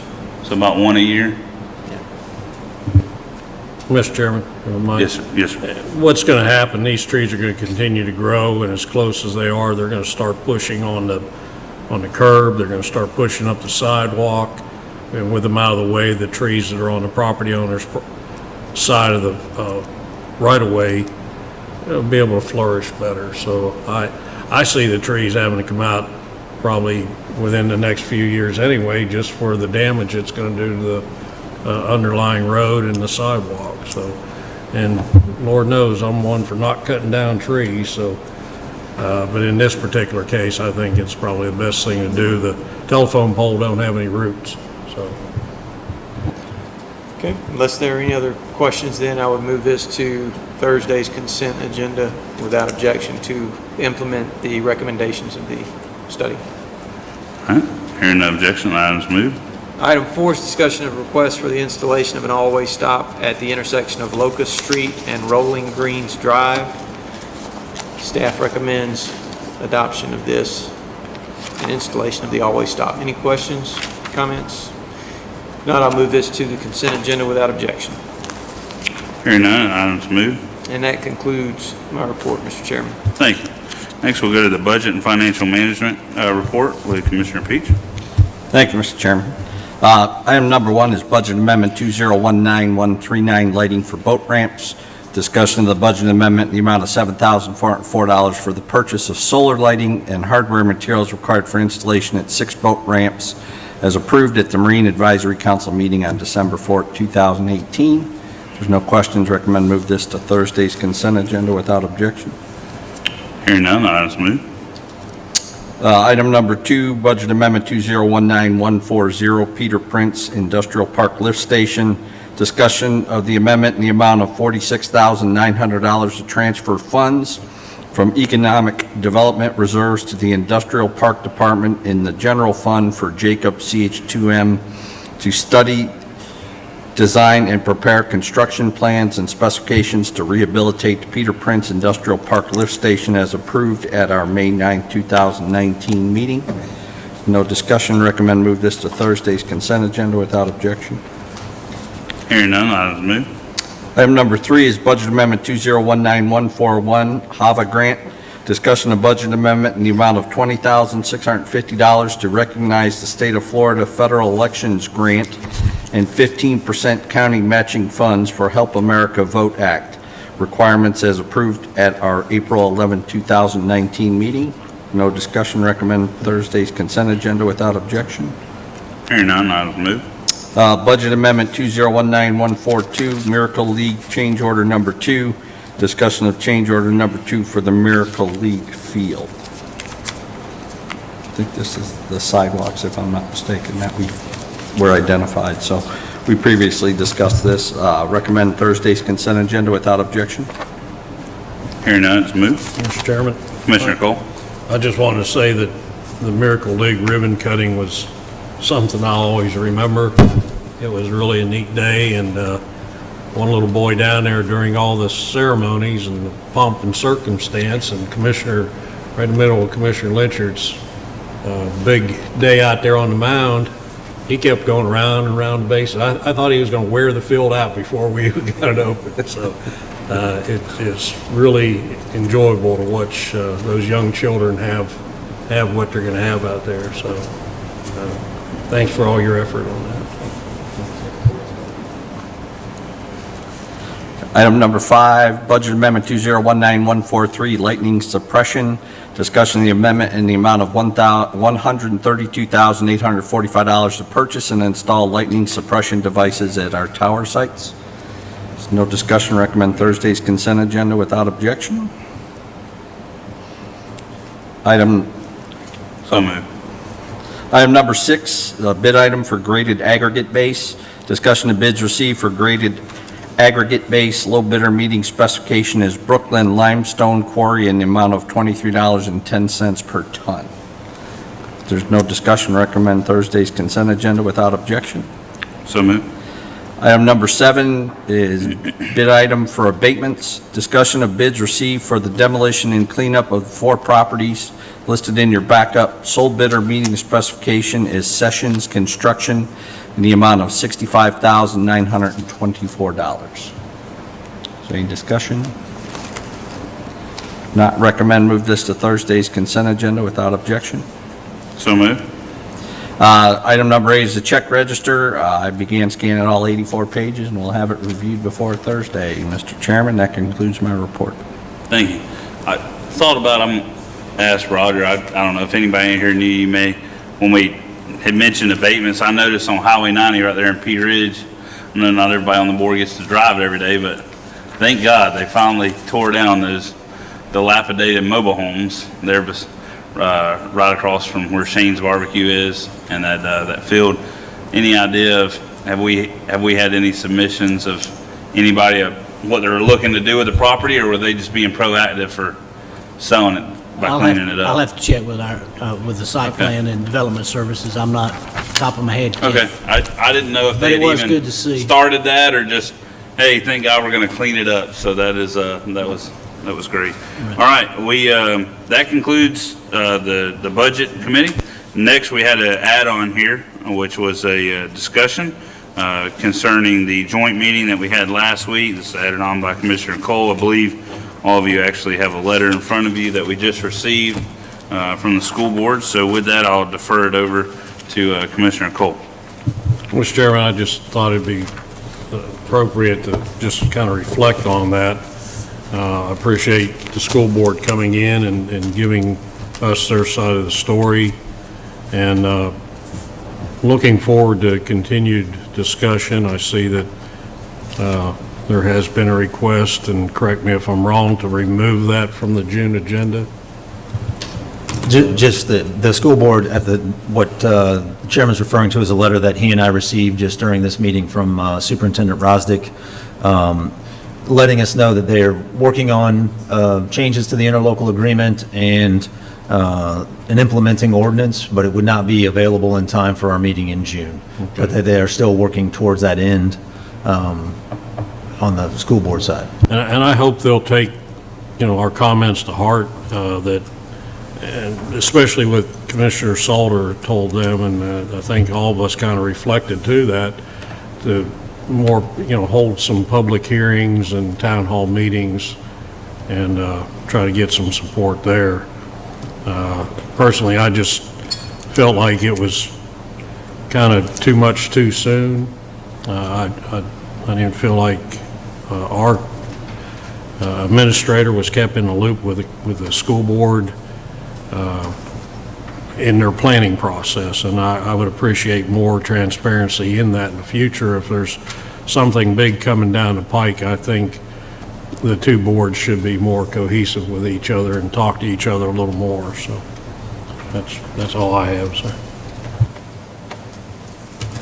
All right, Commissioner Peach, have your light on? Sorry. I'm gonna sucker you in there. No, I appreciate our board being able to, everybody attend. I'm glad we were able to do that before Commissioner Salter was out. I appreciate their board. I appreciate the public and the healthy dialogue.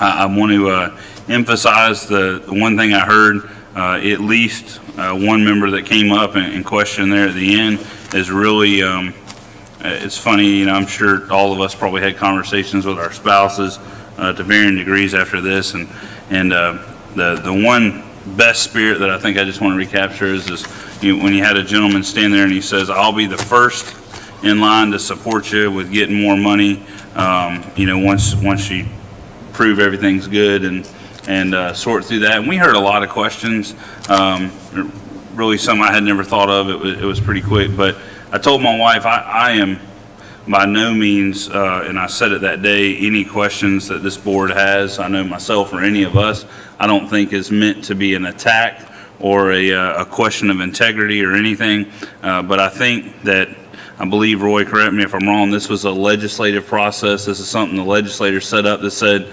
even though they do it, we have to collect it. So is that correct? Well, they don't have the mechanism for imposing and collecting. I mean, could they have that mechanism, or they just don't currently? Is this, and then what I'm getting at is, I told my wife, this sort of seemed like a checks and balances thing, kind of like you have the House and the Senate and then the governor veto, and if that's the case, then I could understand this board being charged with the concept to make sure that it wasn't just as we hear some folks, rubber stamp, but maybe clarify. Well, I think it would take a pretty much wholesale rewrite of the legislative authority of the school board to assess their own taxes. I mean, they do have a procedure for setting their millage rates, but they don't have that ability to impose taxes. So the intent, if I understand, is for the Board of County Commissioners to be the one to actually impose it and collect it, correct? Yes, but the impact fees are based on the police power that are vested in the Board of County Commissioners. Right. And that's all I was going to say, is that please hope that they don't take it as being crucial or criticism. It's just simply if they set it up that way, it must have been for a reason. And so I can understand the board just wanting to make sure that we had time to look at that and vet it. But I'll just echo his comments, is that once we overcome those hurdles so that the public's satisfied to at least an acceptable consent and the board is satisfied, then we'll be able to look at it from there. So, Mr. Chairman? Yes, sir. One other thing before we leave this. If it was identified in there, great, I'd like to see it readdressed, but there's also the money they get supposedly from the Florida lottery. And if that was included in their figures or not, I couldn't identify it in what we got from them. So I'd like that more readily identified, just like their sales tax was and their other sources of income. So. All right. Well, hearing no other items, we will adjourn the meeting. Thank you.